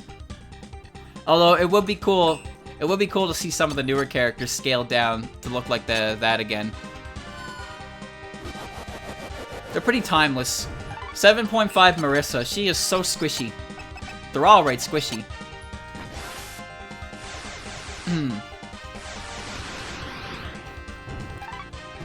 Also, I just love to see some of these characters come back.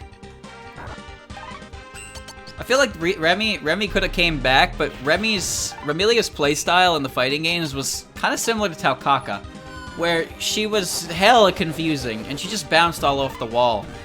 So that kind of character takes a lot of effort to get good with, for sure.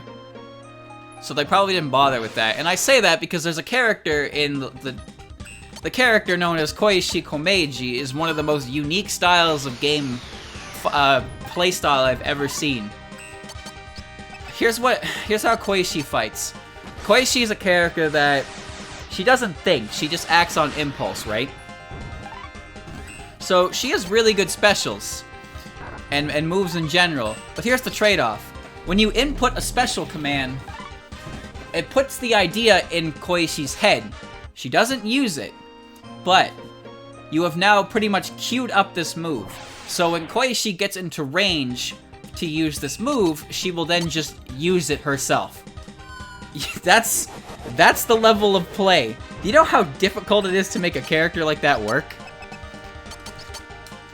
It also completely removes a fundamental aspect of video games known as baiting.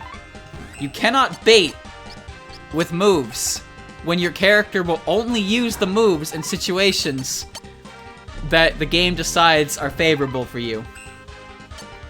It's really weird.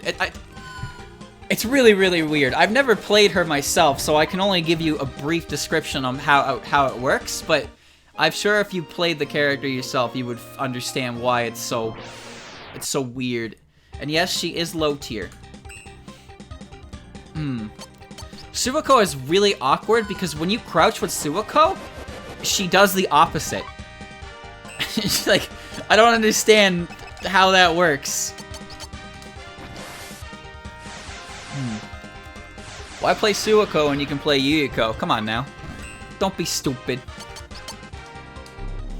Suwako makes my brain smoothen. She's too big brain, man. Suwako's idle as short as other people's crouch. Yeah, but then when she crouches, she blocks highs. Like, what is that? That's goofy. And the thing is, Chirno's just as small, but Chirno floats in such a way that she can be hit by everything, so she doesn't really follow the same rule.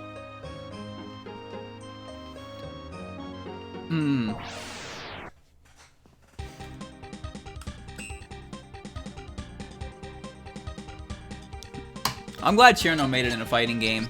I really am. If there was ever a character to appear in a fighting game, Chirno had to be one. She's such a glutton for a fight that it would just make sense, even if she wasn't even a good character. Chirno could have been as good as Hercule is in, like, 3D Dragon Ball Z fighters. But people would still be like, I love Chirno. She tries her best, and then she'd also be that character that's like, dude, you lost to Chirno? Wow. You might as well just retire on the spot. You're absolute trash. You will never improve. I like Chirno in 12.3. She's so small.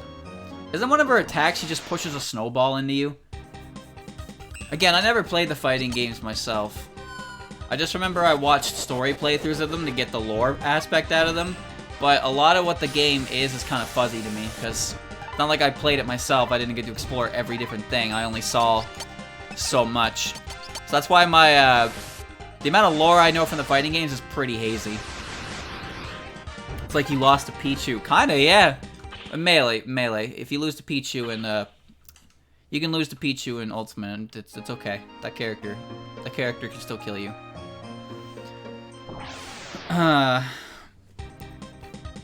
There we go. She makes an icicle sword and rapidly spins at you. The description for the move says that she's dexterous enough to craft intricate ice sculptures like swords, but has no sword fighting skill. Chirno tries her best.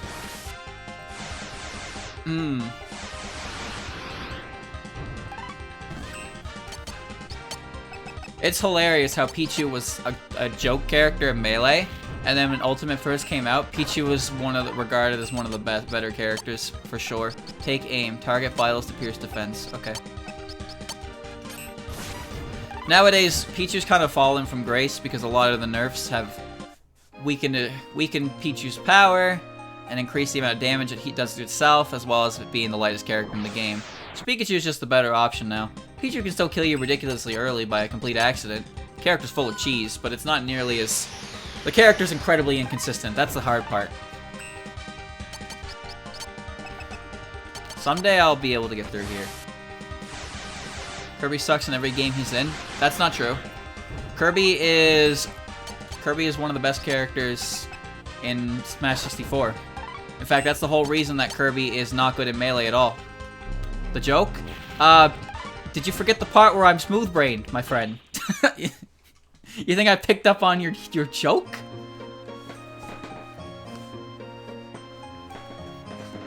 Pikachu's always been pretty damn good. In every game. I blinded the joke. Shut up! Shut up! Don't make me kick your ass. I think I'm fine. Yeah, everybody's level 10. I'm gonna head up to the location. Here we go. There's a village and then there's another village. Wait, what? Right, I can't go that way. I forgot what this part looked like. Yeah, Kirby got nerfed to shit. And then in Melee, he's the worst character. Nothing about him works right. He's even worse than Pichu. You know why? Because Pichu is at least based on a competent character. But Kirby doesn't work. Alright, let me through. Let me through.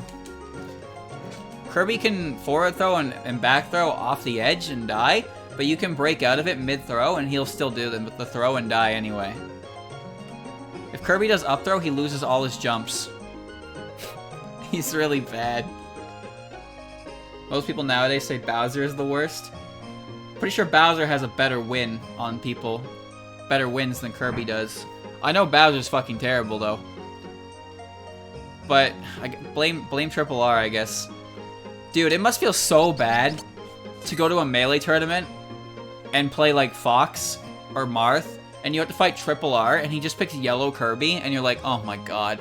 And then you just get horrendously embarrassed, and you're just like, I don't want to play Melee ever again. That's gotta feel so fucking bad. Alright, here we go again.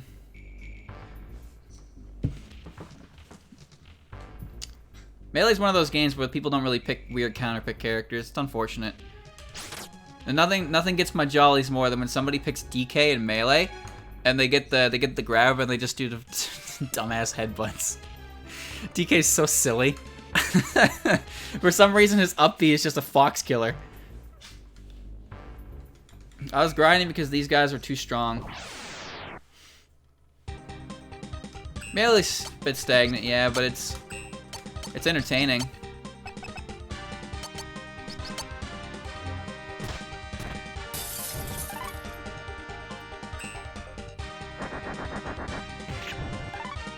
Oh, now that's a move!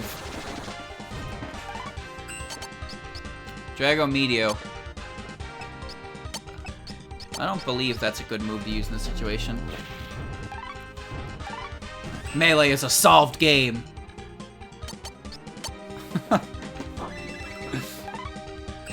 Alright, there we go. Now we do this. Everybody, the gang's all here.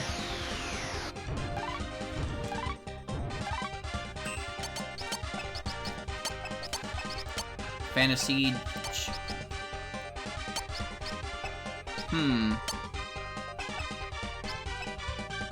Oh, it's electric tile damage. That's what it is. What's Draco Meteor do? Oh, it's a... okay. Straight punch, shell burst stab, ice wolf bite, healing plea. I'll do that. I think one of the funniest things about Melee is that one of the best players of Melee uses Jigglypuff, and the amount of people who just shit on him for winning with Jigglypuff is kind of sad. When you're the best, people only want to see you fall. Kind of shitty. Here we go. Draco Malfoy. How much is that gonna do? Hey, that was a pretty good move.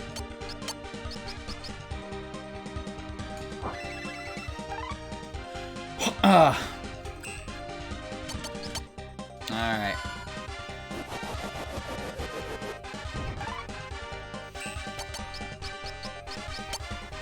Shell cracker. I'm gonna put some lasers down. This is going a lot better now. There we go. Nice. That was a lot better. I thank you. Truly, it was by your hand that I survived. My name is Ichiden Kumoe. And yours? Ah, yes, I remember now. Indeed. How could I forget? You are Miss Mima, the victor at the tournament I have heard great rumors of recently. Oh, whoops. Ha, really? Being famous ain't too shabby. Hey, don't let it go to your head, said the main character. Regardless, what's the deal? You don't get chased by bandits every day, do ya? Correct. I was climbing in the trees, but came across a beehive, and I suppose I shouldn't have. What do you mean? She means she stumbled upon the Dorkwing hideout. Ooh, got him. I would wager it was bound to happen sooner or later. So then, where do you intend to go? Mima, the Tower of Demons. Are you as well, Ichiden? If you like, would you come with us? It is unfortunate, but I am headed in the very opposite direction. I do, however, appreciate your desire for my assistance. Right then, we'll be careful.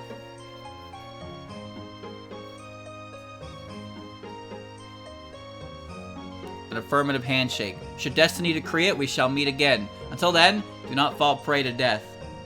Yeah. I'm already dead.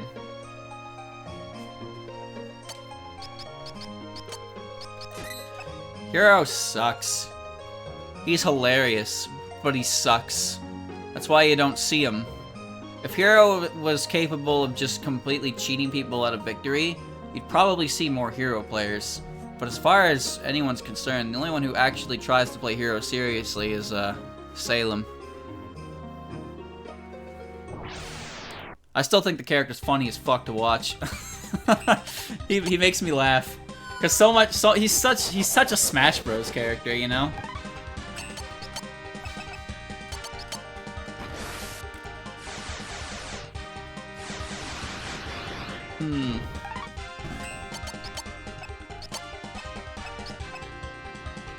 Don't bite me.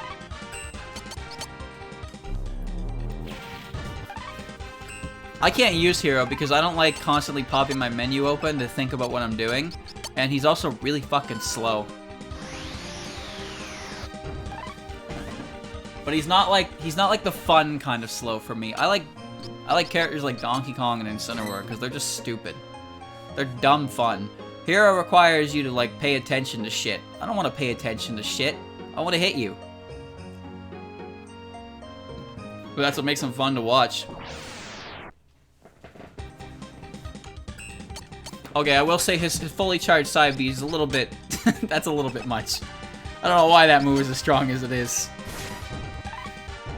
Oh, that does 0. Nice.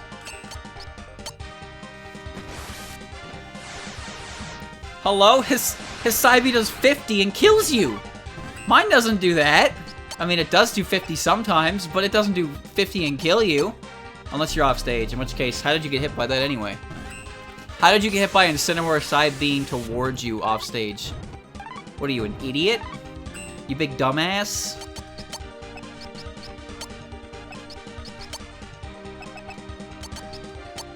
Here we go.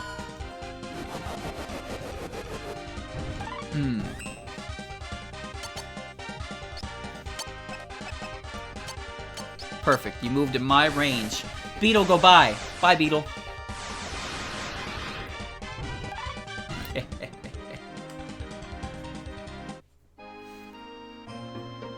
I'm not really sure where I'm going from here, but encounter rates are annoying. Are these? Oh wait, what is this?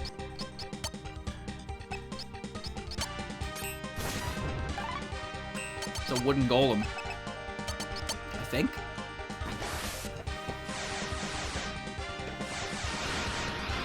The goal's north. Yeah, I know I'm heading north. But there's all kinds of different areas I can walk around to. I might discover something secret. Mud knuckle. Disgusting.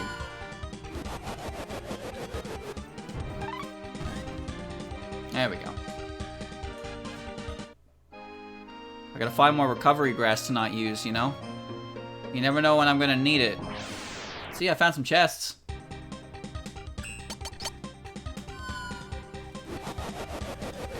So, back on Tobos. Touhou Baloos. As I said, I'm all done with Strange Creators. It's a little bit sad. But maybe there'll be another one in the future. The last article in question was... In Volume 7, they talked about spell cards and how those work. And it seems that Zun's idea was, you know, have a title that categorizes a spell card and then have a name. But somewhere down the line, he just kind of broke his own rule because it was starting to get to be a pain in the ass. But he also did say that he didn't regret starting with that because it gave him a clearer sense of direction.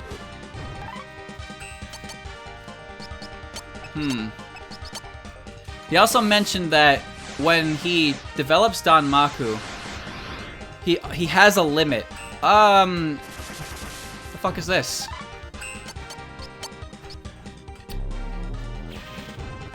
Five. Alright, cool.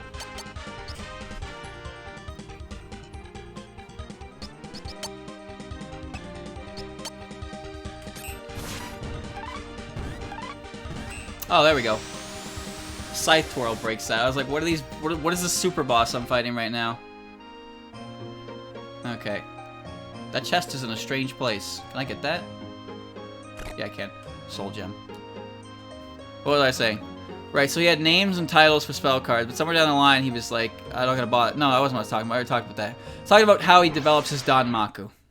So, what he does for that is he sets an internal limit to begin with for his Danmaku. So I guess I've never worked with the script thing before, the Danmaku script, but I guess the idea is that he sets that ahead of time because there's a chance that maybe accidentally a bullet will like spawn off screen, and if those bullets continuously spawn and don't decay or dismiss, they'll constantly build up off screen, and that'll affect performance issues, and it could lead to all kinds of different bugs, stuff like that.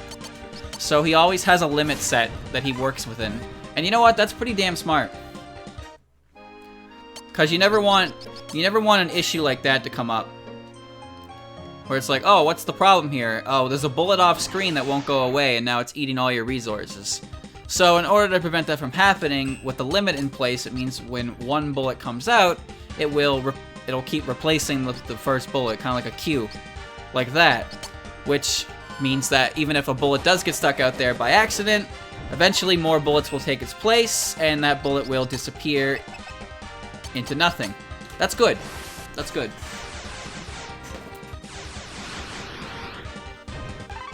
It's a bullet off screen, but it's Clown Piece Moons. Well, that one, yeah, that spell card in question would cause Danmaku to spill out off screen. And if that kind of just built up with nowhere to go, it would eventually get to the point where your game is now having performance issues. It is smart. I mean, he's been doing it for a long time now, you know? A very long time, so he can do it really easily. Yin Yang Curse. It's just cool. The thing is, most Touhou patterns have 2 elements to them. Sometimes they have 3 if they're complex, and very few times they have 1. But Zun has said that he often tries to avoid having only 1 real, like, intricacy to the pattern because it makes it really simple to do. Where when you have 2, what's this? Revive those within the border. Oh, good, revive. When you have 2, it requires a little more effort. And of course, some spell cards are just shooting bullets. One thing he mentioned, though, is he was asked a question about blind run killers. And he kind of danced around the topic, to be honest with you. Didn't really give a definitive answer. But he said one of his favorite instances of that is in Shoot the Bullet. when you first encountered Chen on a when you encounter Chen in a certain scene and she spins and then she instantly starts spinning again and hits you. That hit me. We remember that one. I got fucking clapped by that. Wriggle kick is an accident. That one's 100% an accident. I swear.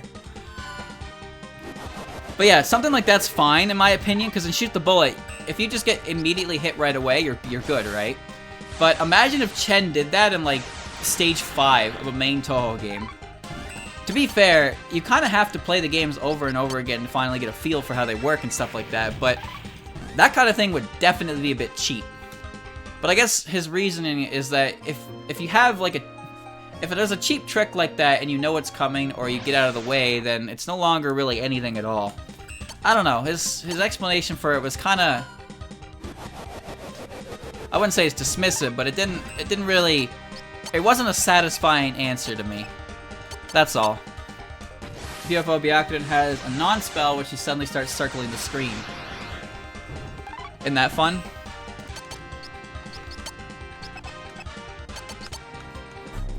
Sho does that too. Sho's spell card, the Vajra, I fucking hate that set. That spell card is a bitch.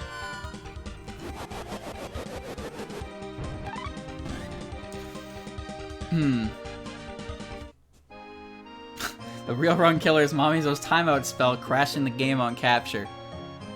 Oh god, that would be so annoying. Because the timeout spell is the second last one. Most valuable Vajra. I hate that thing. I absolutely hate that spell card.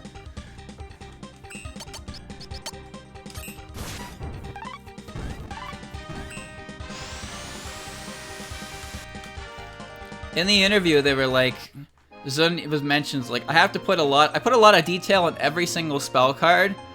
So, you know, each had their own, they can all stand out on their own kind of thing, right? And then he made it mention like, well, sometimes even the ones that people aren't going to see because they just press bomb and get through it. And you know what? He's right. There are a few times when I saw maybe the first 3 seconds of a spell card, and I was like, nope, I have a bomb button for that. And then the bomb button just gets through it, and I don't see the spell card. And to be fair, if you do that, you never truly learn how to deal with the spell card itself.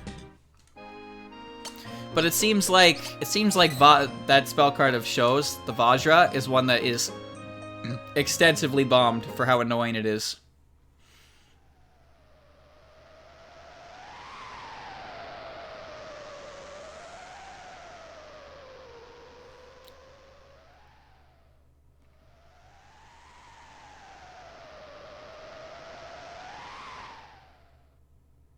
Well, you see anything?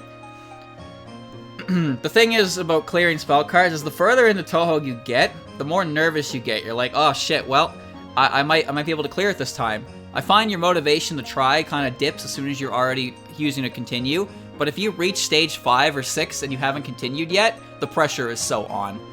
So you start using bombs a lot because you're like, I don't want to practice this, I want to get through it because I think I can. And that's when you constantly put yourself in a bad situation because you'll never truly learn how to do it. So every time you reach that point, you'll be over-reliant on bombs. But it's just human nature because it takes like 20 minutes to get to that point. It sucks.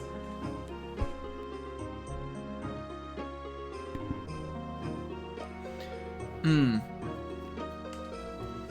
thing is, you play risky when you use a continue, but I just kind of, since it no longer gets a good ending, I kind of just zone out. I don't care as much. I don't actively pay attention. I just kind of go with the motions, and if I get hit, it's just like, well, fuck. But when you're actually like on a run that can get a 1cc, you're like, all right, now I'm taking this super seriously. I got him in gamer mode. Nuh-uh, I got nothing, but it's got to open some way. Once an out, always an in, as what I say. Oh, this is okay. I'm gonna blow it open.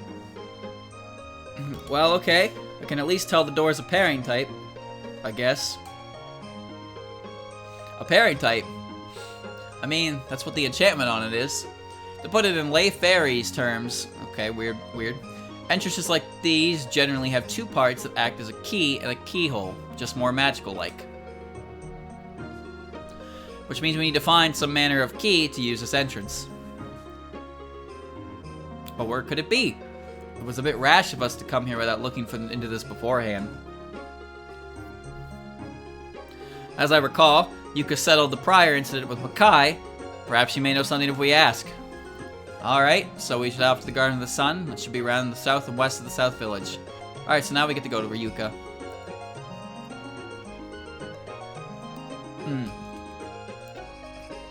I still have issues with normal mode because I don't play Touhou very often. Touhou was my first ever like introduction to the genre a couple years ago. I'm not good. And it's very easy to get nervous when you're on a good run and you've never beaten the game before. It's also one of those games that the more you play it in succession, the less you're gonna get out of it. Like, you really need to play Touhou sparingly. Play it too much or too long, and eventually you stop, like, trying. Like, your mind goes elsewhere. You get frustrated, and you start running into things, and then you don't really learn. So you have to take it slow. Come back and try again another day. Which is kind of a thing that ends up happening in Touhou itself.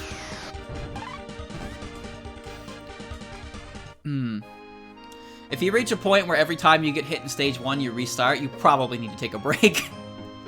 Because you gotta remember that the idea is you need to win. You need to win without using to continue. And you could lose a life on stage 1 and never lose a life again, and there you go, you're good. But as soon as you start restarting on deaths before stage 3, then you probably need to just take a moment and breathe.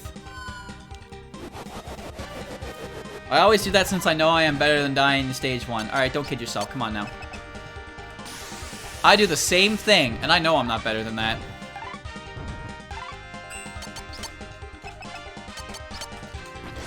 There's no point in restarting stage 1 if you have no idea how to fight stage 4 or 5.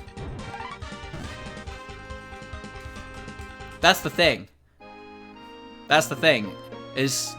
Sure, you've now made it to the boss with 1 extra life. But that extra life isn't going to do much to prepare you for the upcoming bosses. You need to just play it without thinking about clearing it in one go, until eventually you'll reach a point where everything makes sense to you. The thing about these kind of games is people like to think they're better than they are, and then they get hit by a shit, and then they're not good. Some people are good at the games, but people who aren't so good at the games will always insist they are. I'm not good at the games, chat, and I constantly restart too because I'm a wiener. But I really shouldn't, because I don't know how to deal with the later spell cards without pressing bomb. So in the end, most of my 1CCs are just because I had enough resources by the end of the game. With the exception, I'd say, of Perfect Cherry Blossom, because I did pretty damn good in that game. I did bomb on Yuka's stuff, but I managed to get all the way to Yomu before I lost a single life, and that felt really, really good.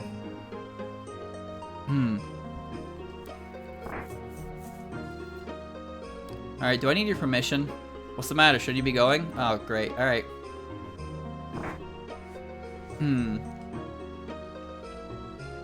Lunatic no miss snow bomb. Now that's evil.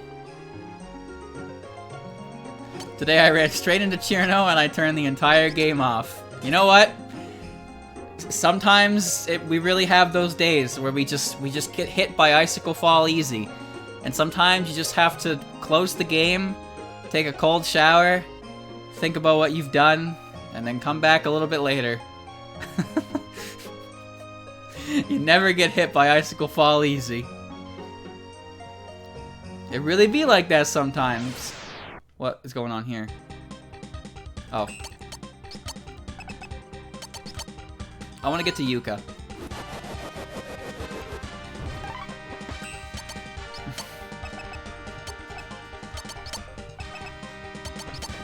Sometimes you have to take a cold shower after getting knocked out by Chirno.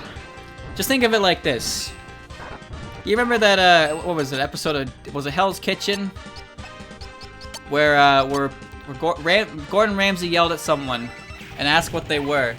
And the person replied, an idiot sandwich. And you know what? Sometimes you just have to accept that you are an idiot sandwich. And you have to put yourself through a bit of the motions. What is this? Whatever. I've ordered Touhou World Cup. What's that? No miss means no continue by default. Well, I mean, no miss means you can't die at all, right? No miss essentially means that you can beat Touhou 15 without the point valley.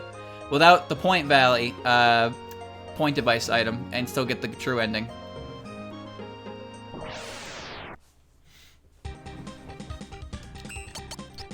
Losing a life is called a miss. I assumed as much. Event happened between January and March where Western, Chinese, and Japanese pro players competed online in various categories. Nobody told... Chat, did you know about this? Nobody told me about this. And that just happened. I would have loved to see that. Chat, have you ever watched a Perfect Cherry Blossom Lunatic score run? That is some of the most impressive shit you'd ever see in this this type of game.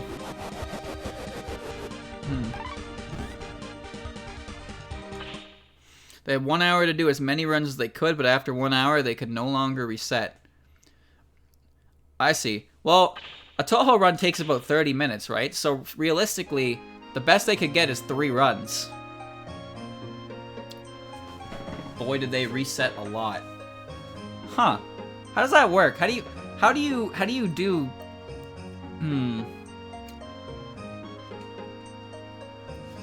Raven, was your shrine was destroyed by Makai. They are presently working on fixing it. It's dangerous, so you can be patient until it's done reconstruction.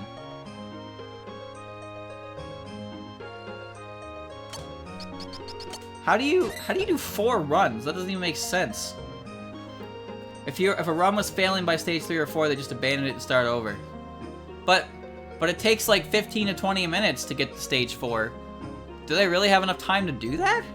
5 deaths was disqualification. Oh wait, so they had to do a lunatic no miss no bomb run.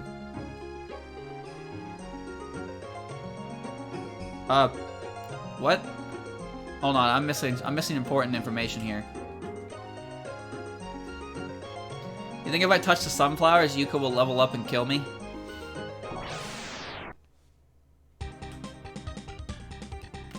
Genosaurus. This is the... I hate this. I hate this tile set because it's the tile set that Cherno had against Yuka.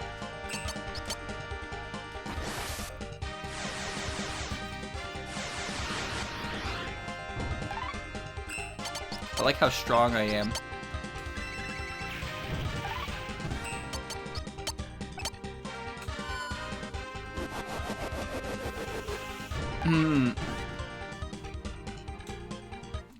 Don't touch the sunflowers, you'll die.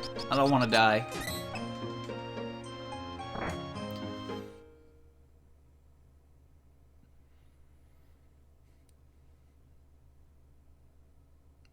Yuka, please. Surely you must know something about Makai, right? They were attempting LNNs, but it's not so consistent even for pros, plus different characters have different point multipliers. Each death half their point multiplier. Ooh. That sounds like hell. We need to watch, though. Are there VODs? Are there VODs? Yuka, please. Surely you must have something about Makai, right? Beg me all you want. It's pointless. I'm not going to cooperate with you. Sakura B in DDC that has absolutely never been LNN'd and had 96 times more points assigned to her. For real? What did Sakura B was the one without the special Tsukumogami. That's never been completely cleared. Kind of ironic that regarded as the easiest Touhou game, and it holds the title of being uncleared in one capacity. Sakura B is the bad one. I assumed as much. Sheesh. You just gonna let Makai keep screwing with Gensokyo? Sakura B is the one that amps in-game score. Ooh. Leave me be. I don't want to remember those things ever again. Yuka, why would you say that?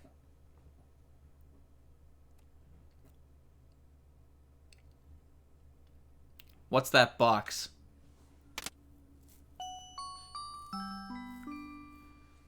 There was once a human whom I considered my best friend.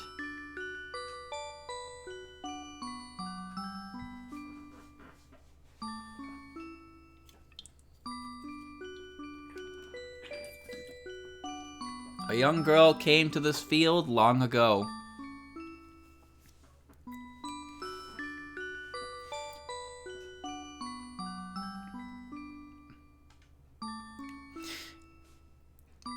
Is this a music box version of Gensokyo Past and Present?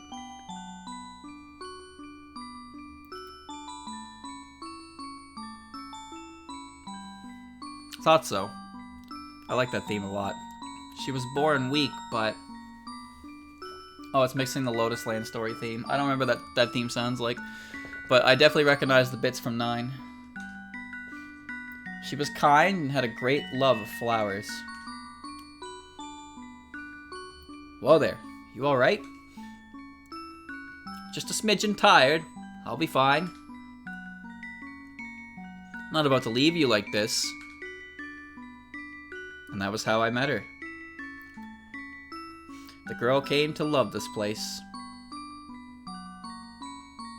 Despite her weakness, she came here daily.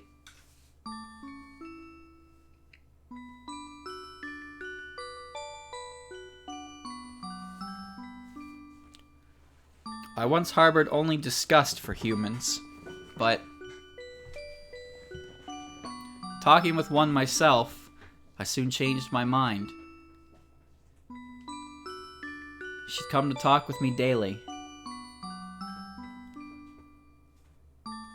My father is leader of the vigilantes. It's 'cause I've been listening to him all my life that I talk like I do. I see. Sorry, I'll change the subject. Hell, I don't care. You're so nice, Yuka. What makes you say that? Everybody calls me a dumb tomboy just for being me. But you ain't like that. You ain't. Well, I can certainly understand you when you speak. You're a good person, and that's what matters. That's your yokai intuition talking. Yanked is a powerful word. You need to have a certain level before you can use that word properly. It's not just a word anyone can throw out. That or a woman's, sure. An intuitive woman, are ye? Perfect. Ah.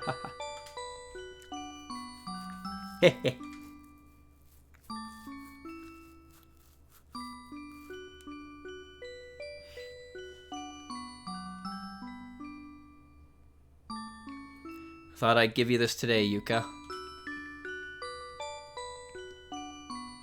It's been a year just since I met ya.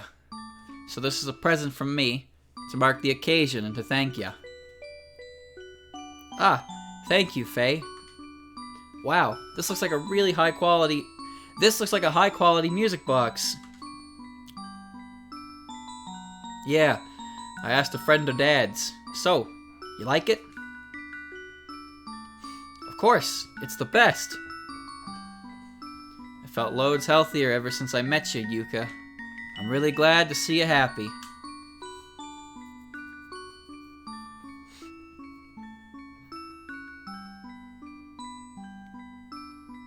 But one day, she simply didn't come. It was right after Makai invaded Gensokyo. At first, I thought she'd just gotten sick. But I got worried, so I went to visit her. Yeah, I don't like where this is going one bit.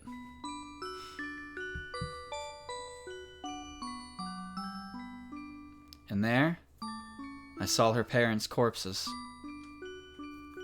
They'd been murdered by Makai savages.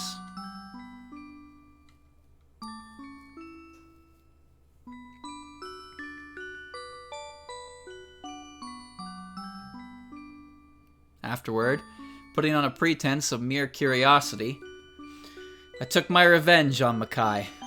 But of course, it did nothing. I was still left with a void only she could fill.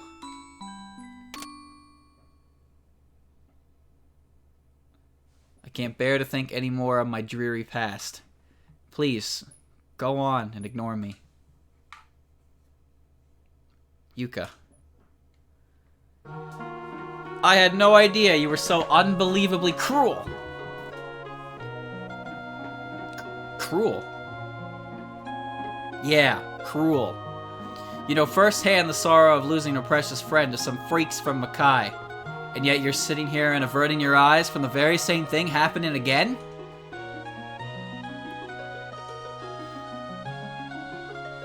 Are you going to make everybody else taste the same sorrow you've had to? Do you really think that's what your friend would want? Mima.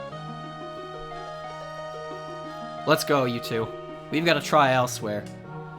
There's no heroic yokai who battled Makai here. Just some sadist who takes joy in the pain of others. Hey, that's, I think you're going a little far. No, she's right. I'll go with you. Like Mima says, I've just been running from reality all this time. There are still things I'm called to do. And answering that call is the best tribute I can offer to her.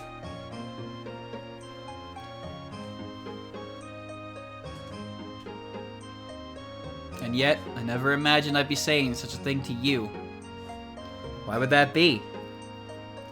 You used to want to rule Gensokyo for yourself, didn't you? The past is past. I've changed.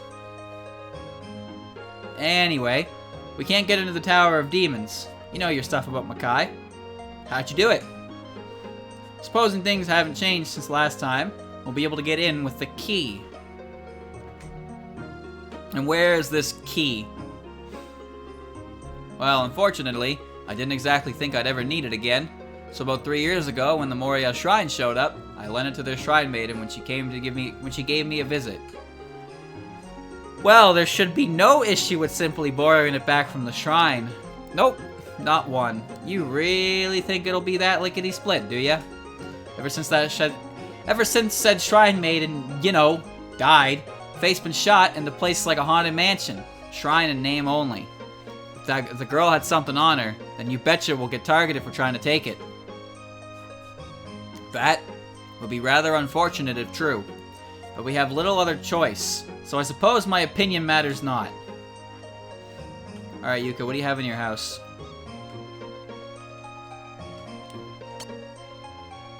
Oh, you have all the news articles too. Alright, we did it. Now we have Yuka. Rico's decorations.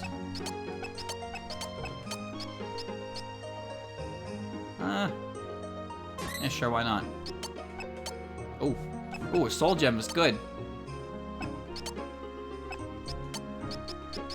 You can have it, why not? And now we're playing Tall Mother again.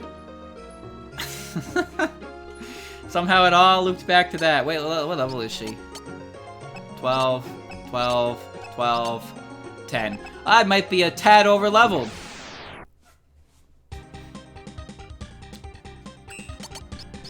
Just a bit, just a mighty bit.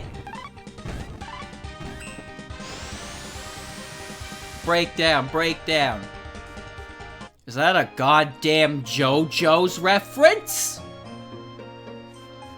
You know, when you think about it, everything's a JoJo's reference. But now you get to use Solar Beam. I doubt it's gonna be nearly as good. So now we need to go to the Moria Shrine. Year days.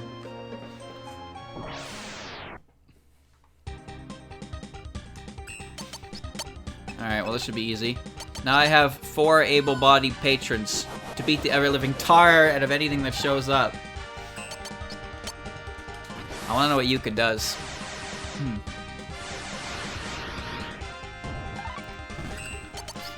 Has anyone been keeping an important character count? Because so far it seems like 2 characters have died. Well, I guess Yuka's friend counts, sort of. But Chen's gone. And so is... Wait, where's Moria Shrine? Pretty sure it's up here. And Sanai is dead.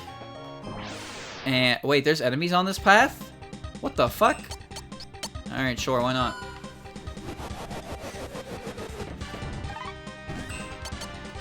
can't believe Chen didn't... She's gone. Forever! We'll never see her again.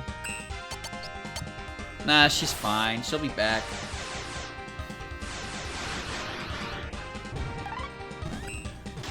I'm gonna assume the guards were near the village were in the way. This didn't do any damage last time. Why don't I do that? Ache of Thorn. Proto... Yeah, I know what these do. I know what these moves do.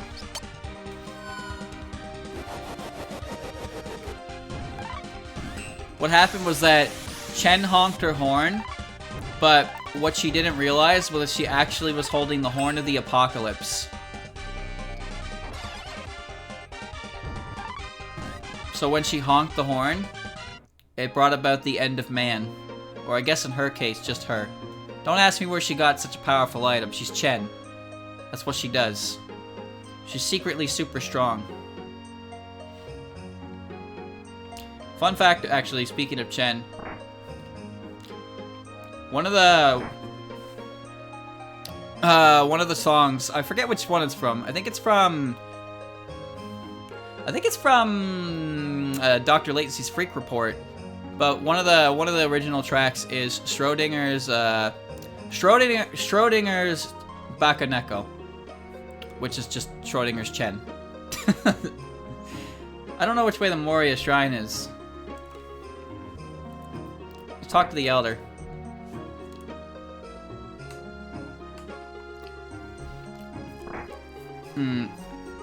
South of the Sunflower Field.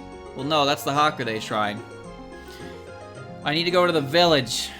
I saw a little cat on the way to the shrine gate. Yeah, it was observed by Maribel, but nobody else saw it, so it was alive. I know where I'm going, don't worry. For some reason, I thought the village I was supposed to be heading to was there, but it was actually right here the whole time. Yeah, so we should be able to go this way, see? Yeah, see? Scarlet Devil Mansion and Yokai Mountain. There are a lot of locations. Yokai Mountain is where the Moria Shrine is located, so we're on the right track. Well, which way, though?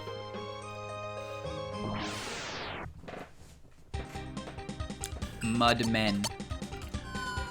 Can never hurt to get some extra levels. See how many moves I can learn.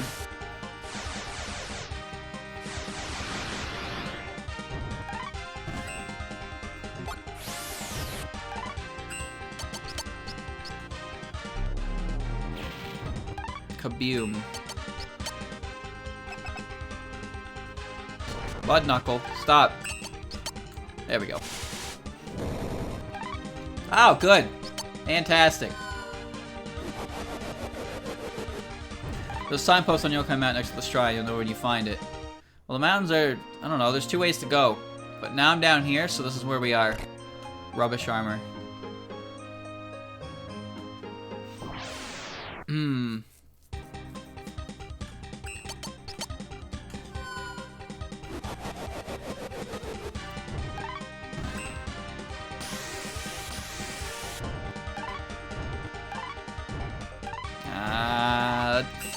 That was a lot scarier before, but now it's just annoying. There's some weird pseudo map. In Strange Creators, there's a column. There's 5 articles in it detailing the geographical locations of certain landmarks in Gensokyo. Haven't looked into it, but I imagine it's not the most accurate thing in the world. But for the most part, all we really know about Gensokyo's topography is that things are in there in the world. Sometimes people include things. Like, I'm pretty sure we know that the Genbu Ravine comes off of Yokai Mountain and ends its journey at the Misty Lake, so we know that's all connected. We know the Scarlet Devil Mansion is on the lakeside of the Misty Lake, as well as the old abandoned mansion where the Prison River Sisters are. We know the Hakude Shrine is not exactly super far away from the human village, but it's not next door to it, so to speak. There's all kinds of them. The bamboo forest seems kind of close. I think the bamboo forest is closer to the human village than it would seem. I like to assume that the Forest of Magic is on the other side. And of course we know that Cordindo is located en route between the human village and the Forest of Magic.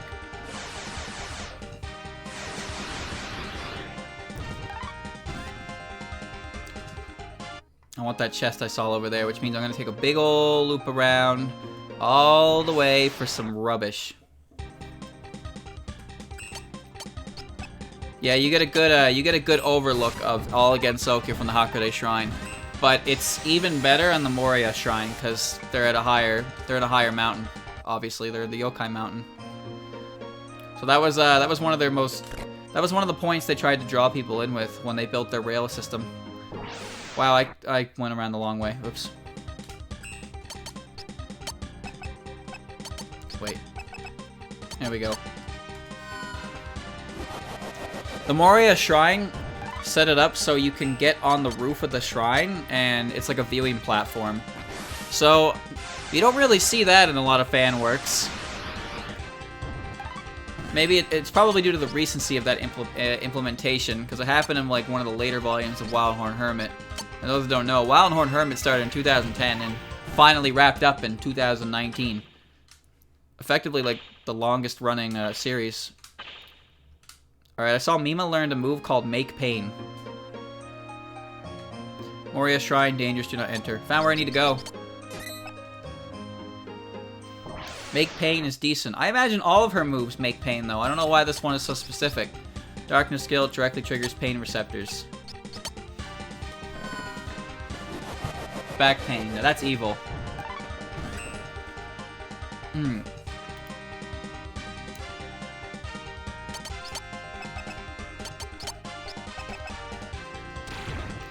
pretty sure the way it works is that the barrier itself doesn't like, it doesn't warp. You can see things, but if you try to pass through the barrier, you'll just end up on the other side. That's how it works. It's not like the sun where you see two rocks and you laugh with your boys in the desert. Not like that. So you can see the horizon, you can see everything, but if you try to go, it's like I guess it's like, think of it like a rainbow. You can see where the rainbow stretches, but it's old mythos that at the end of the rainbow is pot of gold, right? You'll never be able to reach that.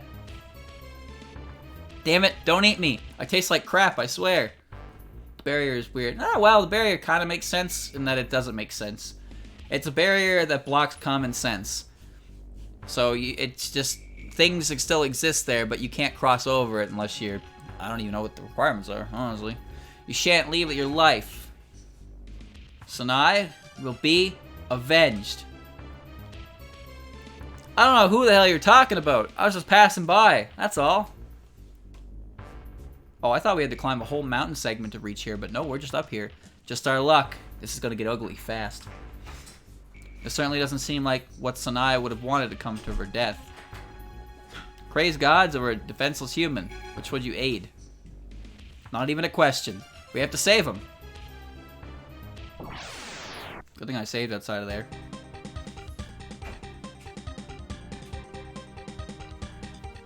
Oh. Wow.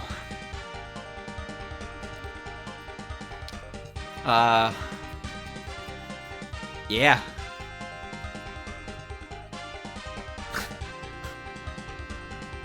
Look at Suwako's hat.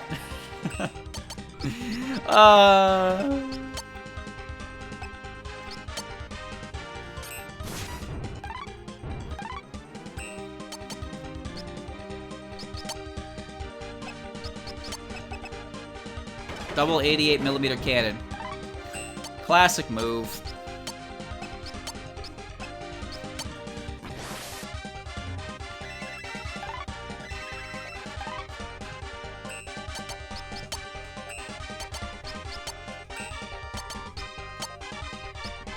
I'm gonna put her to sleep, I hope.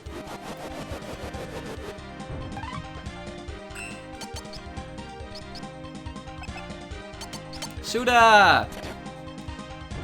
There we go.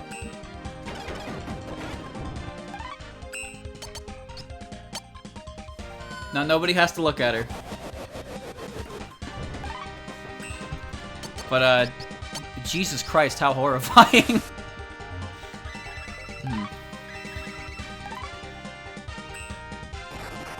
Curse out. There we go. 0. Oh no, it did do good damage. I'm gonna go make pain. Oh, it turned him around too.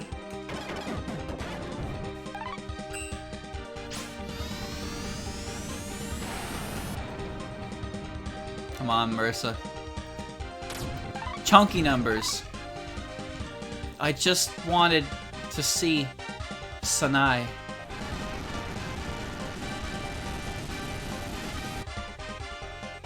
Damn. Got Sanai's Gohei.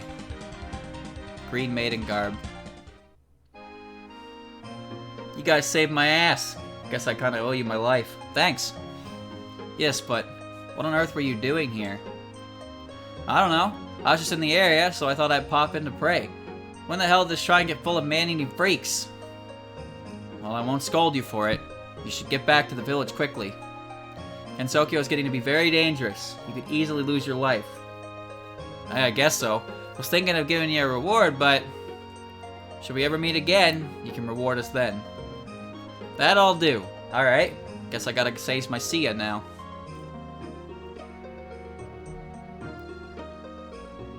That was a girl, right? Because she sure didn't sound like... She sure don't sound like it. Well, look who's talking. I mean, really, Marissa, when you get mad, you throw every hint of femininity out of the window. Bitch, you saying there's something wrong with that? Okay. Anyway, we got a key to find, don't we? Hop to it. Right? Let's search as best we can. Well, that was cool. That looks like a key, right? Yeah, this is it. Oh, it is. What? That's the key? Looks like a rusty old sword to me. It's no ordinary sword. It's a treasure of Makai that holds great magical power. Well, great. If only it were a spear or staff, I could actually use it as a weapon. All that's left now is to enter the Tower of Demons. But let's get there quickly and put an end to this war. Alright, I'm gonna head to the tower and then stop there. But let's take a look around the shrine first. Obtain a cold button. Can't go inside. God, that makes you feel bad, doesn't it?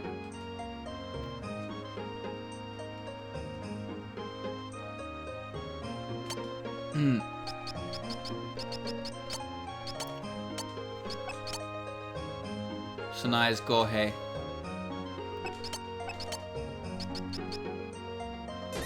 Yeah, I'll give it to Reimu. Here you go.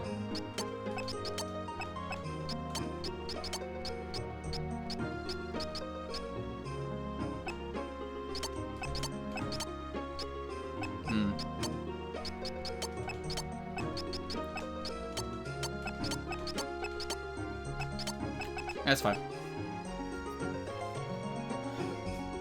I don't see anything else. That's kind of sad. Hell, that's really sad. Hold on, I want to go to the... Where's the Scarlet Devil Mansion? Where's that located? It says it's in this direction, so where is it? Ah, great, here we go.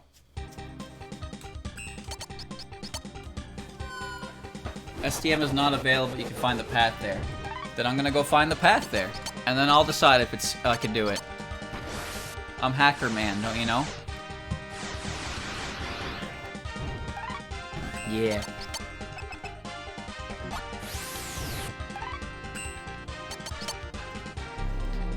This scenario is kind of fucked up, you know?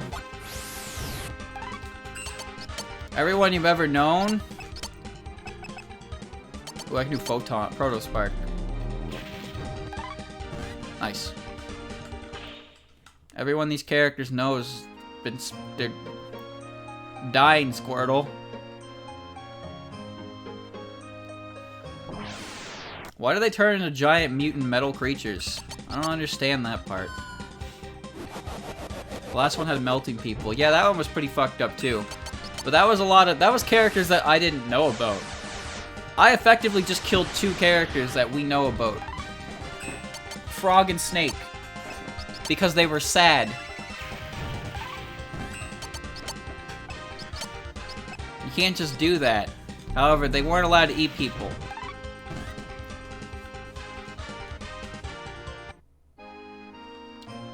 Where's the path to this damn mansion? I don't see it anywhere.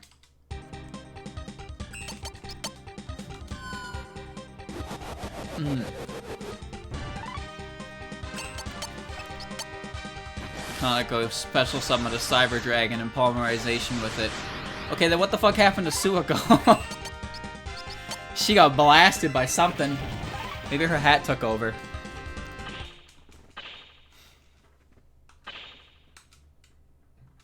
Chat, what if one day Suiko just takes her hat off and then it starts talking?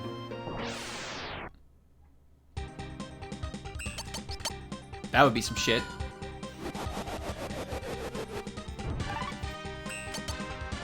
Yin Yang Soul.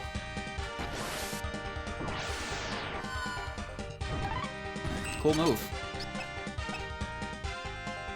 Ow.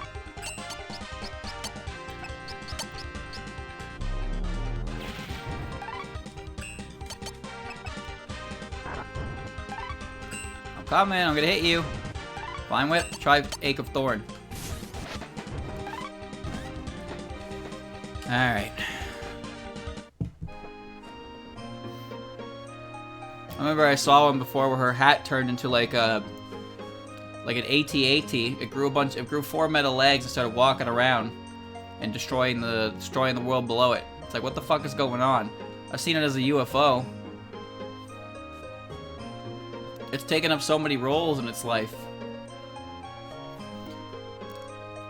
It's a pretty cool hat, though. You gotta admit that. She knows how to style. I guess I just don't understand its purpose, you know? Her hat is so unique in a series full of hats. Well, maybe full is an overstatement, but you know what I mean. She might have the most unique hat in the entire series. And it's hard not to be curious about that kind of thing. I want to know what's going on with it. But we'll never know. Speaking of that, I mentioned before with the creator interviews and stuff like that, Zun started putting more emphasis on character backstory after Touhou 8. So that's why characters, like, to be fair, there were quite a few characters that did get some form of more development than otherwise. Like, for example, Yuka got some pretty good development. But as far as character development really went, there wasn't a lot to them back then until 10 came around and Zun noticed that people were really into analyzing the characters and stuff and making the characters be more than just the bosses you fight, which obviously was kind of a plan from the begin with, but he started to include a lot more of them. Like, Vermilia is a very simple character. She's vampire. But like, if Vermilia had been written at a point later in Touhou's life, maybe there would have been more to her. But as we have her, she's just a vampire from the outside world who moved into Gensokyo, I guess. We don't know anything about Sakuya. We have theories. We know absolutely nothing about Patchouli, like, at all. But like, those characters are neat to speculate on, but they were never really given any form of backstory because at the time that didn't seem like a necessary thing. And you know what? That's fair. But it's still fun to speculate. Nothing is set in stone.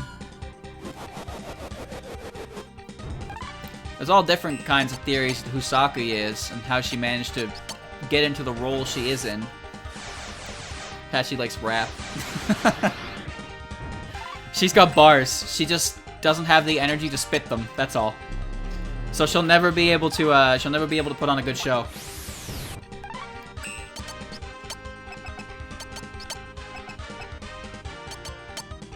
Damn it. There we go.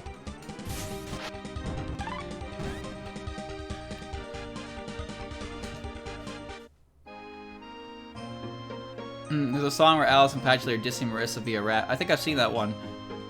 They had a rap battle with each other, and I was like, what the fuck is this?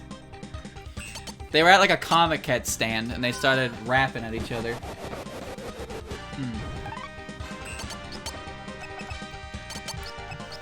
It seems that Touhou 6, 7, and 8 are regarded as a trilogy. And then once Mountain of Faith happened, it kind of, I wouldn't say started anew, but it was, according to Zun, marked a new start for the Touhou series, a big revitalization. So that's probably why it's so different than the earlier 3 iterations, which makes sense. I mean, it's still similar because it's Touhou, but there's different things about it. The most prominent one, from my opinion, being the life counter. Mr. Baseball Cap. Hide glove. What? Sure, why not? There we go. I don't even know what that is, but I found it, so that's pretty cool. There's a lot of world here, but I'm sick of running into enemies. They went to a con and Marissa was promising each of them to go with her. Oh, that sounds like typical Touhou 8, 7, 6 Marissa lore. That's for sure. Typical behavior. Stand back. The door will only open for those of Makai.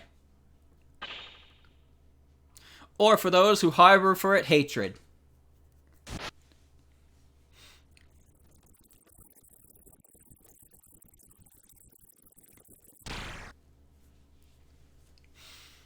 Mouth is open. The way is open.